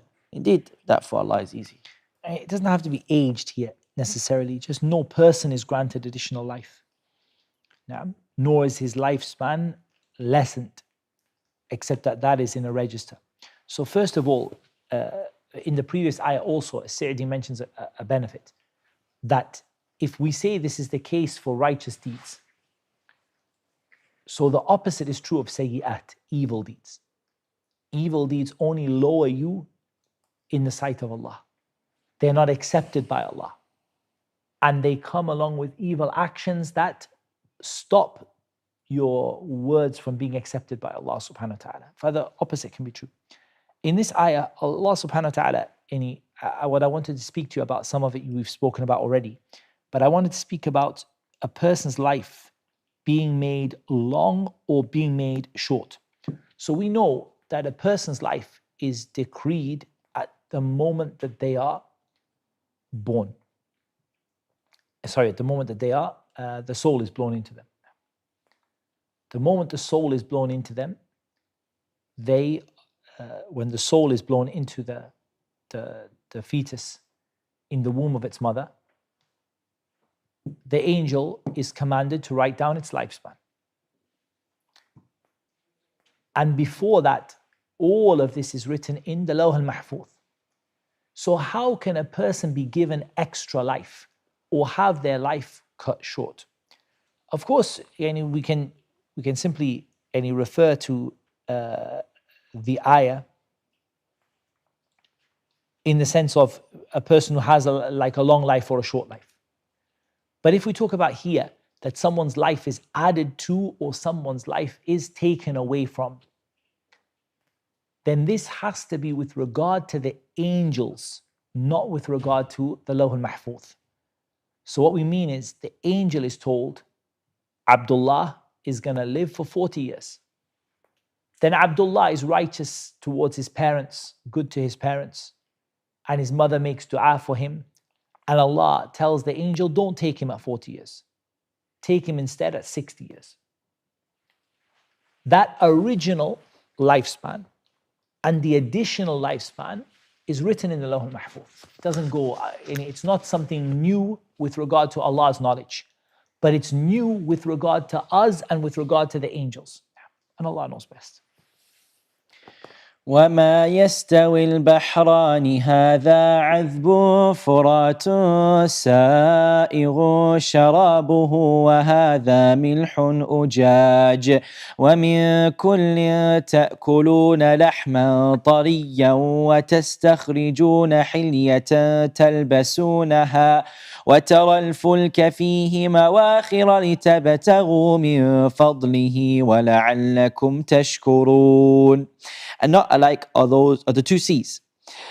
One is fresh and sweet, palatable for drinking, and one is salty and bitter. And from each you eat tender meat and extract ornaments which you wear. And you see the ships plowing through them, and that you might seek of His bounty, and perhaps you'll be grateful. The two kinds of water here, the Bahran, are the two bodies of water, the salty water and the sweet water, the water of the rivers and the lakes, and the water of the sea. One is fresh and sweet and suitable for drinking, palatable for drinking, and one is salty and bitter, the sea water. From each of them you extract fish, there are freshwater fish and there are saltwater fish. And each you take out ornaments that you wear. For example, and Allah knows best, as I understand it, there are even pearls that you get salt water. You get the sea, pearls from the sea, but you also get any from those kinds of ornaments and any precious things that are taken from the fresh water as well. You get, so people take from them the ornaments they wear from the fresh water and from the salt water. And you see the ships traveling along the freshwater rivers and lakes, and you also see them traveling across the sea. All of that so you might seek the bounty of Allah Azza wa Jal, and so that you might be grateful. يولج الليل في النهار ويولج النهار في الليل وسخر الشمس والقمر كل يجري لأجل مسمى ذلكم الله ربكم له الملك والذين تدعون من دونه ما يملكون من قطمير. He causes the night to enter the day, and he causes the day to enter the night, and has subjected the sun and the moon, each running its course for a specified term. That is Allah, your Lord. To Him belongs sovereignty, right? Sovereignty. Sovereignty. And those whom you invoke other than Him do not possess as much as the membrane of a date seed.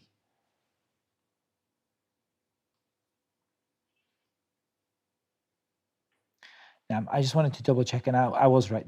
It is the pearls that you get, freshwater pearls, and you get saltwater pearls. So you get pearls that came from salt water, and you get pearls that come from fresh water.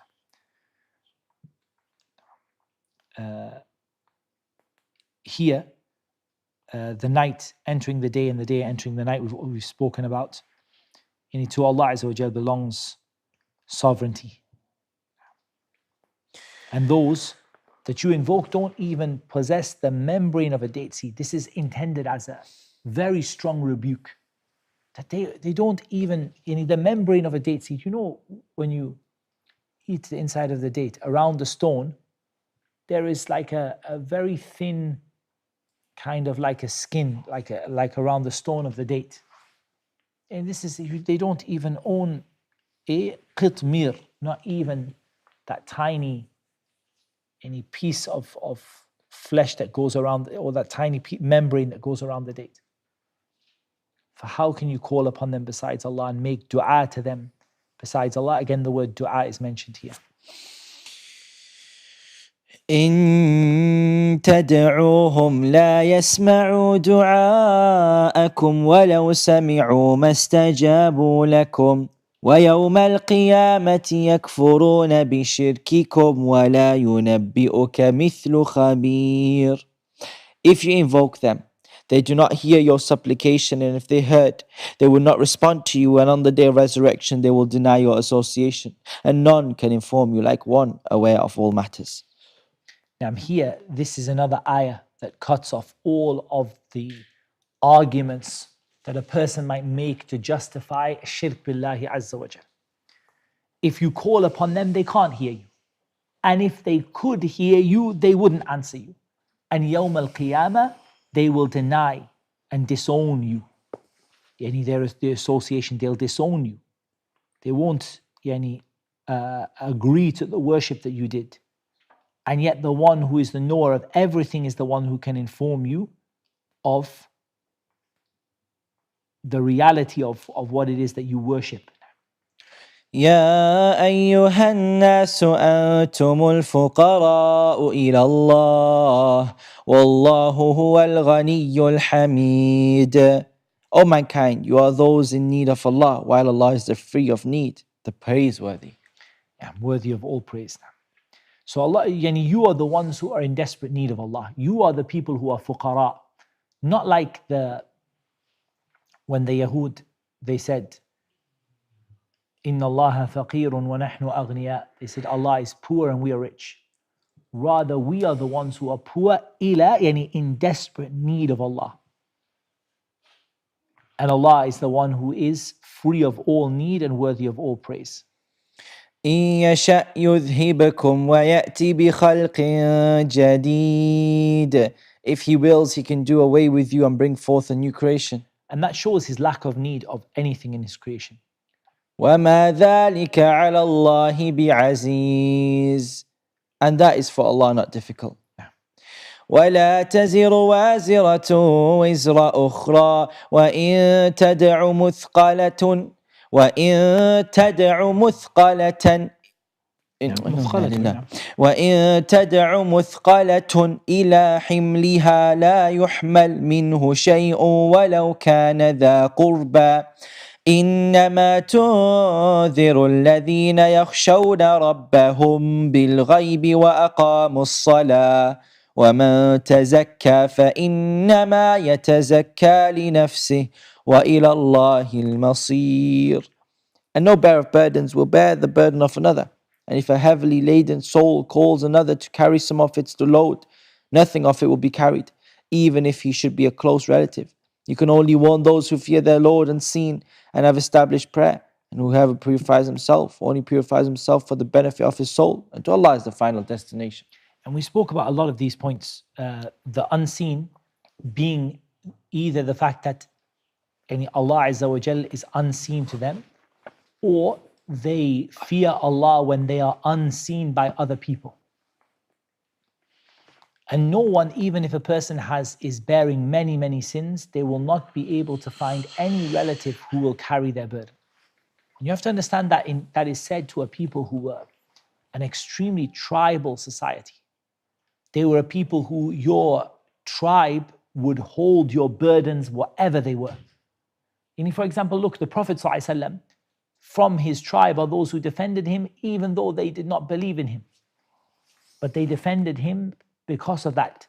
So to say to them that no one will carry your burden on that day, not even a close relative will be willing to even take some of the load away from you.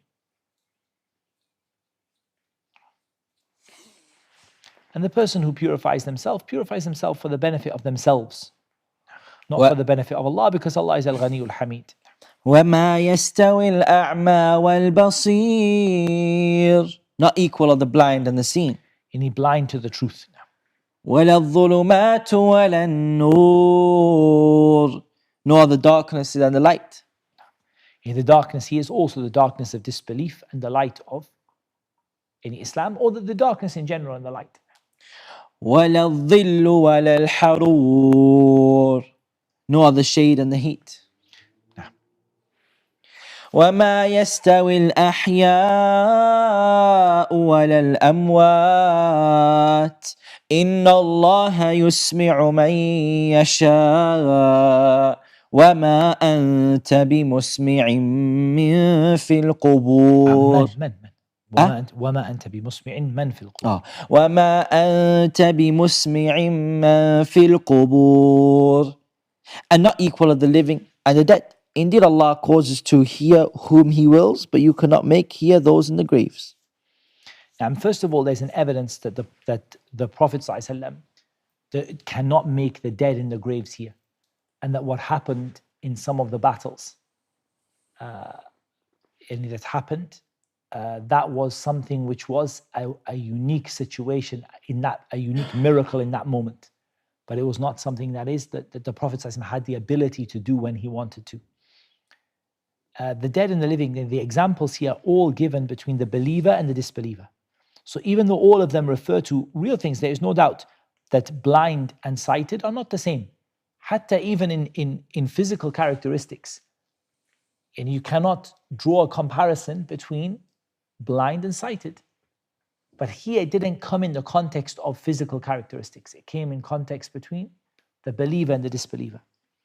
Nor the light and the darkness. Also, you cannot compare the two. They are not equal. Darkness and light. And here it came again in the context of the believer and the disbeliever. Nor the scorching heat and the cool shade. And again, this came in the context of the believer and the disbeliever.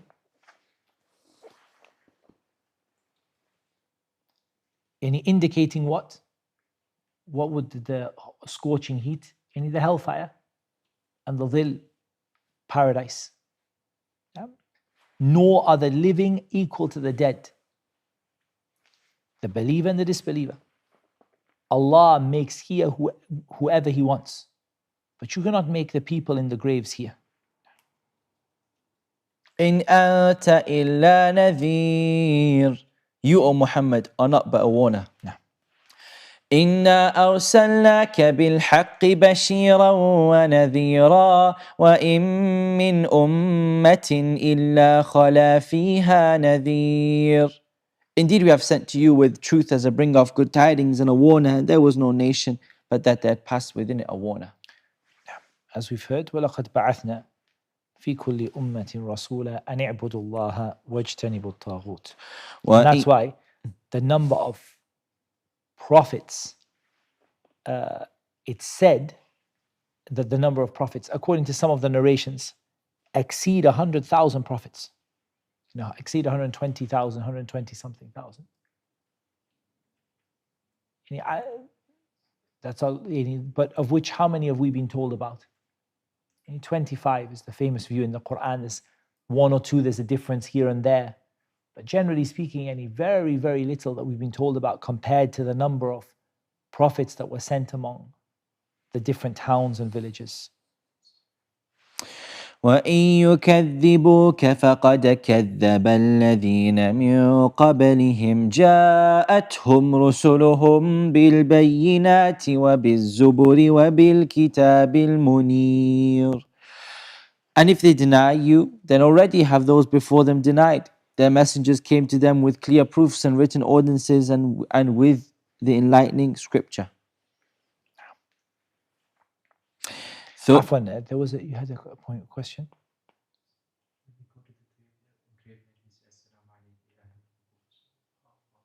Now, when you go to the graveyard and say, Assalamu alaikum, Ya Ahl Diyar, this is not speaking to them.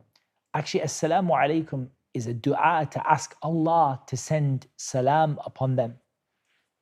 So you can sometimes speak as though to someone when the reality is you're actually asking something for them. So when I say Assalamu alaikum to someone, what I'm actually asking is Sallamahum or Sallamakumullah. May Allah send His salam upon you. So Assalamu alaikum ya Ahl Diyar min al-Muslimeen wal-Mu'mineen. And here, first of all, the simplest answer is just to say that it's the Sunnah. That's what the Prophet ﷺ used to say, so that's what we say. But here, you're making dua for them rather than the fact that they actually hear you. Wallahu alam, unless there's a narration in that regard that it's one of those unique things where they respond. Like the Prophet ﷺ responds to the salam that you give to him. That's a unique situation. But here you're making dua for them and Allah Azza wa Jalla knows best. ثم أخذت الذين كفروا فكيف كان نكير. Then I seized the ones who disbelieved, and how terrible was my reproach.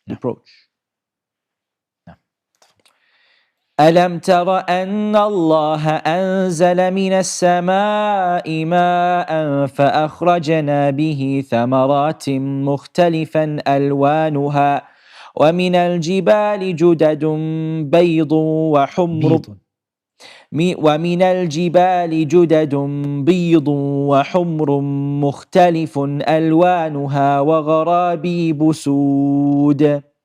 Do you not see that Allah sends down rain from the sky and we produce thereby fruits and varying colors? And in the mountains are tracts, white and red, of varying shades and some extremely black. Naam.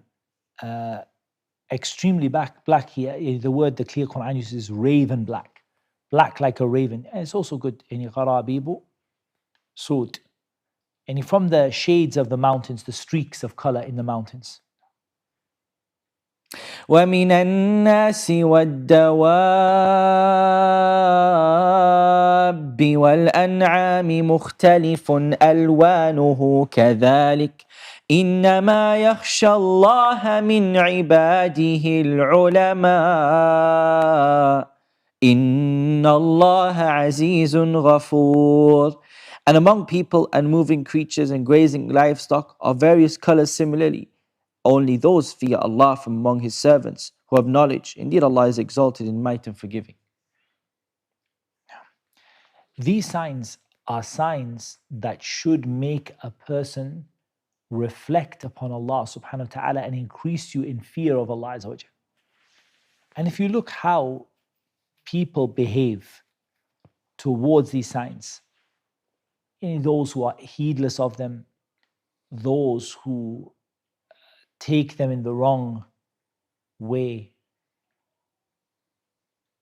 And yet, in here, what Allah Azza wa Jal requires us to do is to think about these signs. And that the people who will really have khashya of Allah, because we said khashya is to have knowledge of what it is that you're scared of, and then to put that into practice. They are the ulama, the people of knowledge, the scholars, the people who have knowledge, the servants who have knowledge. And this ayah came with regard to the fadlul ulama, the virtue of the scholars. إِنَّمَا يَخْشَى اللَّهَ مِنْ عِبَادِهِ الْعُلَمَاء. The only people who really have khashya of Allah among His servants are the scholars. No one else has the khashya of Allah Azza wa Jal except the scholars. إِنَّمَا يَخْشَى اللَّهَ مِنْ عِبَادِهِ الْعُلَمَاء. They are the ones who have the khashya of Allah, because they have that fear of Allah Azza wa Jal that is based on knowledge. So when they see these signs bring them closer to Allah subhanahu wa ta'ala. And they keep away from sins, and they are prepared to meet with Allah subhanahu wa ta'ala. Knowledge is what brings you the khashya of Allah. And that's because khashya, which is fear of Allah based upon knowledge, it's the fear that comes from knowledge, and then it propels you towards action. And that's what is said about the people of knowledge, the ulama. إن الذين يتلون كتاب الله وأقاموا الصلاة وأنفقوا مما رزقناهم سرا وعلانية يرجون تجارة لن تبور. Indeed, those who recite the book of Allah and establish prayer and spend in His cause out of what we have provided them, secretly and publicly, can expect a transaction that will never perish. Now, I think transaction is the best word here compared to the others, an exchange or a trade gain. They will get a transaction, and they will do tijara with Allah subhanahu wa ta'ala. An exchange. Tijara is an exchange of, you brought something in exchange for something. But you brought what was worthless, and Allah Azza wa Jal brought what was worth everything. Those people who recite the book of Allah, tilawa of the Qur'an, tilawa, not just tafseer, not just reading the English, tilawa of the Qur'an. They perform the salah, they spend out of what we provided them in secret and open. They hope that by doing these little things, which are not huge, they are small things in reality, and many times they are not done in a way that is worthy of them, but Allah Azza wa Jal agrees to take them and to give a person Jannah because of His mercy. So there are three elements. You bring righteous deeds, that's your bida'ah, that's your goods that you brought to the table. And your goods are worthless, in reality, they have no value to them. But Allah Azza wa Jal, through His rahmah, agrees to take those worthless deeds and to give you in return something which is the most valuable trade that a person can possibly make. And that only happens by Allah's rahmah. So don't understand from this that it's a one-for-one exchange. You bring salah, Allah brings you Jannah. That's not correct. Your salah is not good enough for Jannah. But Allah agrees to accept it, like a person, وَلِلَّهِ الْمَثَلُ الْأَعْلَى. وَلِلَّهِ الْمَثَلُ الْأَعْلَى. Allah's example is not like the example of His creation. But let me give you something that you can understand. A person says, I would like to buy, for example, this phone from you. But to be honest, my brother, I don't have enough money for it. And you turn to that person and say, you know what it is? Give me something. Just give me what you could bring. I know it's not the value. The value is 1,000 or whatever. and you can only bring, a token gesture, but just what you have, and I'll accept it from you. وَلِلَّهِ الْمَثَلُ الْأَعْلَى. And Allah is not like His creation. The example is infinitely greater.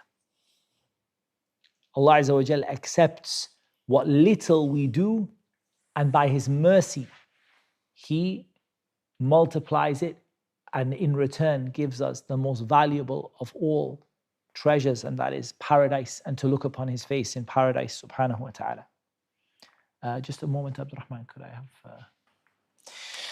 ليوفيهم أجورهم ويزيدهم من فضله إنه غفور شكور. That He may give them in full their rewards and increase for them of His bounty. Indeed, He is forgiving and appreciative. So the first thing is that Allah Azza wa Jal gives them in full what they brought.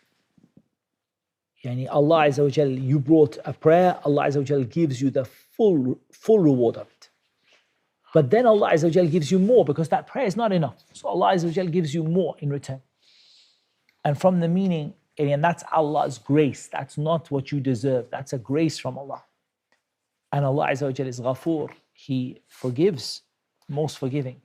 And Shakur, He is the appreciative, the one who gives much in return for little. That's the meaning of Ash-Shakur.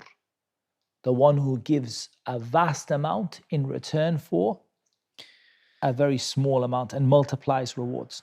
والذي أوحينا إليك من الكتاب هو الحق مصدقا لما بين يديه إن الله بعباده لخبير بصير. And that which we have revealed to you, O Muhammad, of the book is the truth, confirming what was before it. Indeed, Allah of His servants is aware and seeing. ثم أورثنا الكتاب الذين اصطفينا من عبادنا فمنهم ظالم لنفسه ومنهم مقتصد ومنهم سابق بالخيرات بإذن الله ذلك هو الفضل الكبير. Then we cause to inherit the book those we have chosen of our servants. And among them is he who wrongs himself. And among them is he who is moderate. And among them is he who is foremost in good deeds by permission of Allah. That inheritance is what is the great bounty. Allah Azza wa Jal speaks about the ummah of Muhammad sallallahu alaihi wasallam, and at the forefront of them the Sahaba. And that Allah Azza wa Jal chose the Sahaba and chose this ummah to inherit the Qur'an. Yani to take the Qur'an from the Prophet ﷺ and to pass it on to the people, to spread it and to give it to the next generation. The servants among this ummah are divided into three groups.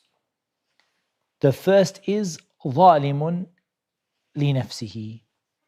That person is oppressing themselves.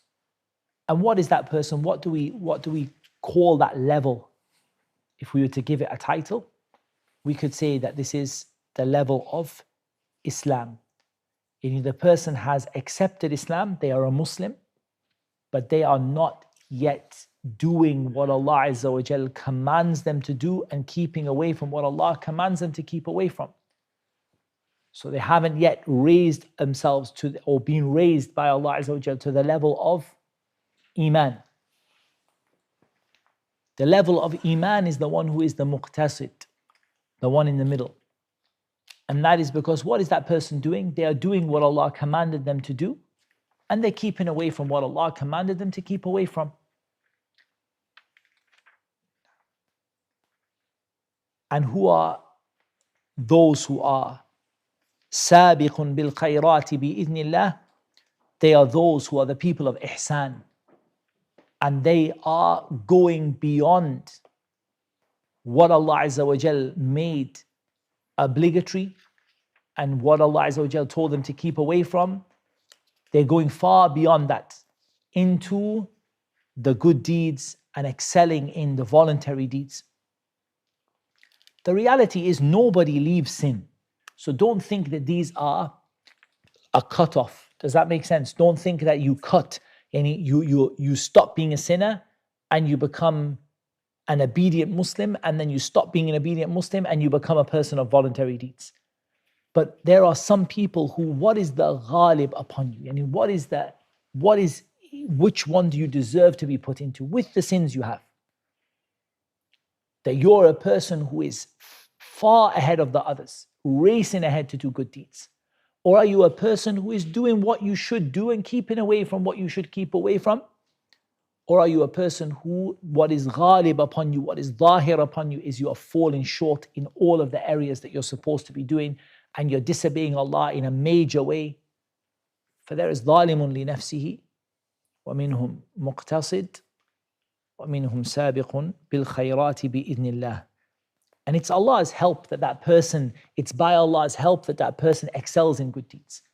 For my dear brothers and sisters, from the benefits I want you to take from this is, I do not want you to be satisfied with al-muqtasid, with being someone who just does what you're supposed to do. Because when you fall short, and this is from the fawaid you can take from the ayah, when you fall short, let's just say that you right now are in a state where you're doing what Allah told you to do and nothing more than that. You pray your 5 daily prayers, you don't pray your sunnah. You fast Ramadan, but you don't fast outside of Ramadan. You are good to your parents and your relatives. You give your zakah, but you're not really big on sadaqah. What happens when you fall short, as everyone falls short? What happens? You become zalimun li nafsi. You go into the lower category. Because when you drop down one category and you drop to the lower category. So you become a person, when you drop to what? You start being an oppressor to yourself. You stop doing the 5 daily prayers, you don't give your zakah on time, you dropped into that level now. If you're a person who is sabiqun bil khayrat, we ask Allah Azza wa Jal to make us all from those who are sabiqun bil khayrati bi'idnihi subhanahu. If you're from the sabiqun bil khayrat and you start to fall short and dip, what do? I'm not praying as many sunnah prayers as I used to pray. I'm not giving as much voluntary sadaqah. I haven't done quite as many days of voluntary fasting as I used to. You drop from being from the sabiqun bil khayrat into the muqtasid, and you're still in a very good place. What happens if you are zalimun li nafsihi and you drop? What is beyond that? Al-kufr wal-'iyadhu billah. I'rad, kufr, i'rad, the disbelief of turning away from the religion. The person says, I don't pray, I don't fast, I don't go to Jumu'ah, I don't do anything at all. For that person was zalimun li nafsi, they were falling short, I wasn't praying on time, and then they became, where is there to go after that? The dhulm gets worse and worse and worse until it reaches the level of a shirk wal kufr. So this is wallahi from the most important of examples to understand that a Muslim falls into, and all of them are Muslim, falls into one of 3 groups. Either a Muslim who is oppressing themselves because they're falling, the situation overall is one who is falling short in what Allah commanded them to do. And the Muslim who is in the middle, in the sense that they are not really excelling, they are just, like the grade C or whatever it is these days, grade 4 or whatever it is, just muqtasid. You're not a high achiever and you're not a low achiever, you're just an average. I think muqtasid here, if you translate it as average, is actually, because middle course sounds a bit too good. Some of them oppress themselves and some of them are average. Kind of like, you're doing what you have to do, and some of them are sabiqun bil khayrat. They're rushing ahead of the people. And the Sahaba were people who raced ahead. وَالسَّابِقُونَ الْأَوَّلُونَ مِنَ الْمُهَاجِرِينَ وَالْأَنصَارِ. They raced ahead of the people in doing every kind of good. So if you want to be from the people who have the higher levels in Jannah, so you have to now work the actions of the people of the higher levels of Jannah by racing to do good deeds in every sphere. And in this, I'll mention also something which I think is very important.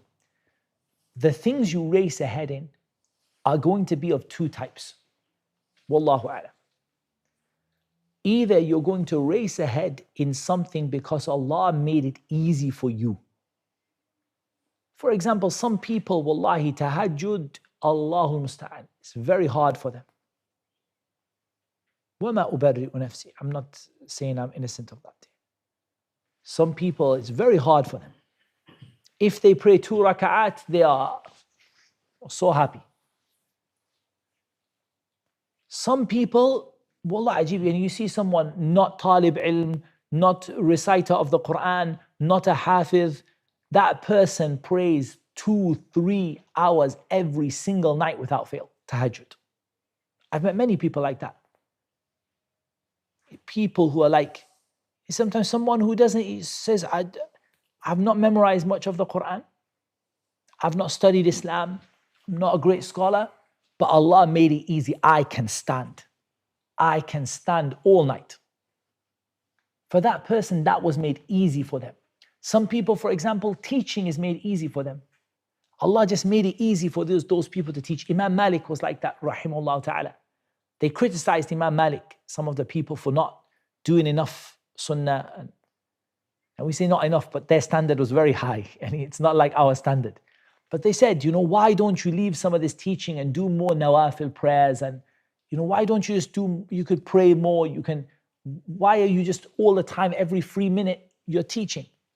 This is what Allah made easy for me.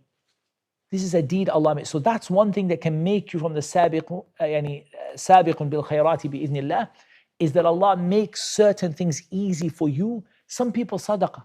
Some people, wallahi, even the zakah, it's like pulling a skewer from wet wool. It's like they take it with real, it's like torture for them to give it. Some people, ajib, you see their generosity. And the person, subhanAllah, someone's phone, just take it, I take my phone, jacket, you take it, car keys, go for it. And this person doesn't find it hard to give sadaqah. So the first thing is, don't neglect that. If Allah has made something easy for you, accept that gift from Allah and do a lot of it. If Allah has made it easy for you to be generous, Allah has made it easy for you to study, Allah has made it easy for you to teach, Allah has made it easy for you to pray, voluntary prayers, Allah has made it easy for you to fast. How many times in Ramadan do we see the brothers who are struggling? Like we see people like, he looks really ill. It's like, I'm just waiting for iftar, I feel so hungry. Some people say, if fasting was made 3 days in a row, I wouldn't find it difficult. Or maybe 2 days in a row. And I wouldn't find it hard. I wouldn't find it beyond me. Because some people, Allah made it easy for them. So if Allah has made it easy for you to fast, why are you not fasting loads of voluntary fast to be from the sabiqun bil khayrat? The people who is sabiq bil khayrat, and he's rushing ahead of the people. But there's another category you also have to be, which is the other side of things, which is to try and do the things you find difficult. So someone says, Allah made it easy for me to teach.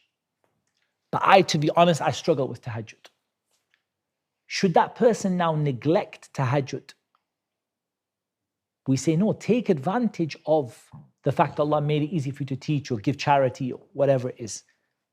But now don't neglect that. That's another mistake we see. So we see some people, for example, in charity. The person says, wallahi, you might not see me in the masjid, in Taraweeh. But Allah made it easy. And I know people like that. They don't say it. Like, and I see it from them. They're not from the brothers with us in the masjid. Like, and I know that person, maybe if you were to gather all the money that the masjid people had given in the masjid this Ramadan, maybe that person has given more than everybody else. Like, and you don't see them in the masjid. Like, you don't see, like, sahih, the fard prayer is a different situation. Like, I mean, you don't see them a lot in the voluntary prayers and the night prayer and staying late and all of that. And that person they just give and give and give in charity. Do we now say to that person, give in charity, don't worry about the fact that you're not really that engaged with coming to the masjid as much as everybody else? No, we say to him, give in charity, that's now your base, that's your foundation. Now if you want to rush ahead, you have to try and do the things that are difficult for you. So those things that you found hard, your salah, and your voluntary, of course, we're talking about the sabiq bil khayrat, we're not talking about the fard. The voluntary prayers, the sunnah prayers, the things you're finding hard, now you have to do those. Some people with the recitation of the Qur'an, wallah ajib. I see in our masjid, and from the people who recite the Qur'an, people you don't know. No, I'm not talking about the brothers you know in the back. There's brothers you don't know. Maybe the brother already finished the Qur'an 10 times this Ramadan. From the brothers you don't even know them, I tell you, you don't know the brother's name, you don't know who they are. Like I keep passing by, like, tell me one thing, wallahi. I keep seeing you. Yesterday I saw you in Surah Tawbah, today I see you in Surah Ar-Rahman. Are you really? Yeah. So Allah made it easy for me. I just sit and I just read and read and read. And Allah just made it, I don't find it hard. I don't feel pain. I don't find it like difficult. I just read. And I finish the Qur'an. Every 2 days, I finish the Qur'an, or some of them every 3 days. And it's in the last 10 days, I finish it every day. Just people like you don't know, even notice who they are. You just walk out of the masjid, you never see that person. You just observe. And subhanAllah, you see that, like you heard, I don't know if you heard Shaykh Abdul Rahman tell that story of that woman who, if you find the video, it's really good. There was just a regular lady on the plane, and he noticed that, and she was not necessarily, didn't look like an observant, like practicing Muslim. Like, and he just noticed that he was behind in the queue and everything, that she's just constantly reading Qur'an. So in the end they asked, I'm really sorry, but we have to ask you, since the beginning of this journey till the end, I've just seen you reciting the Qur'an. And that person finished the Qur'an every 3 days. That's their habit. If you looked at them, you wouldn't even think anything of them. But that person finishes the Qur'an every 3 days, constantly. So a person gets things made easy. Does that mean now that we all say, okay, look, we're not those people, so let's just suffice ourselves with 2 pages a day and that's enough? No, we now drive ourselves to push ourselves. That's jihad on nafs now, which is now I'm going to drive myself that I know where I'm falling short. Hatta in teaching, even in anything, you know where you're falling short. I know where, and that's from the grace of Allah Azza wa Jalla and His ni'mah, to know where are you muqassir in it. Where are you muqassir, you're falling short. And then push yourself. Jahid nafsak. Do jihad against yourself. And try to push yourself, and by that way, you do the things that Allah made easy for you, and you do a lot of them, and you push yourself on the things that are difficult for you.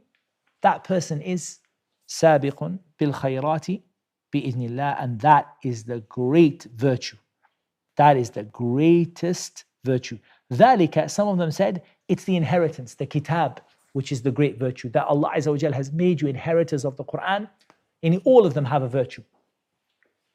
Hatta the one who is zalimun li nafsihi, he has a fadl, he has a virtue, even though he's zalimun li nafsi, because he has a share of the Qur'an, the kitab, he's a part of the ummah, he's a Muslim, or she's a Muslim.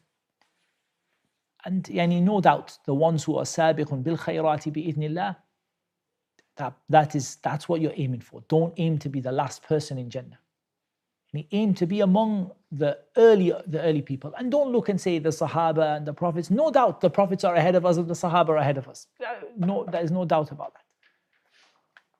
They can let a person do the best they can with what they've been given.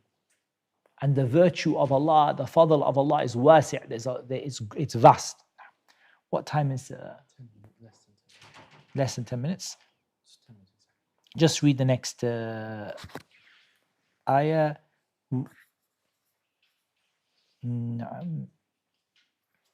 Just read the next ayah for me.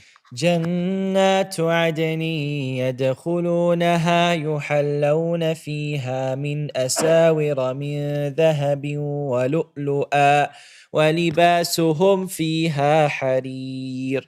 For them are gardens of perpetual residence, which they will enter. They will be adorned therein with bracelets of gold and pearls, and their garments therein will be silk. And they will wear that which they were not allowed to wear in the dunya. And we're going to come to then the next ayat. I think we have about approximately a page and a half or something left to do from the surah, but we didn't get a chance to do it in this session, inshallah ta'ala. as we said, the plan will be to just continue with what we can. Tomorrow should be the earlier time. It will not, inshallah, be the later time. So expecting 3 o'clock UK time, 6 o'clock Dubai time, inshallah ta'ala, for the next session tomorrow. And then as we get closer towards the end of Ramadan, we'll add some more sessions in here and there, inshallah, according to what Allah makes easy. هذا والله أعلم والصلاة والسلام على نبينا محمد وعلى آله وصحبه أجمعين.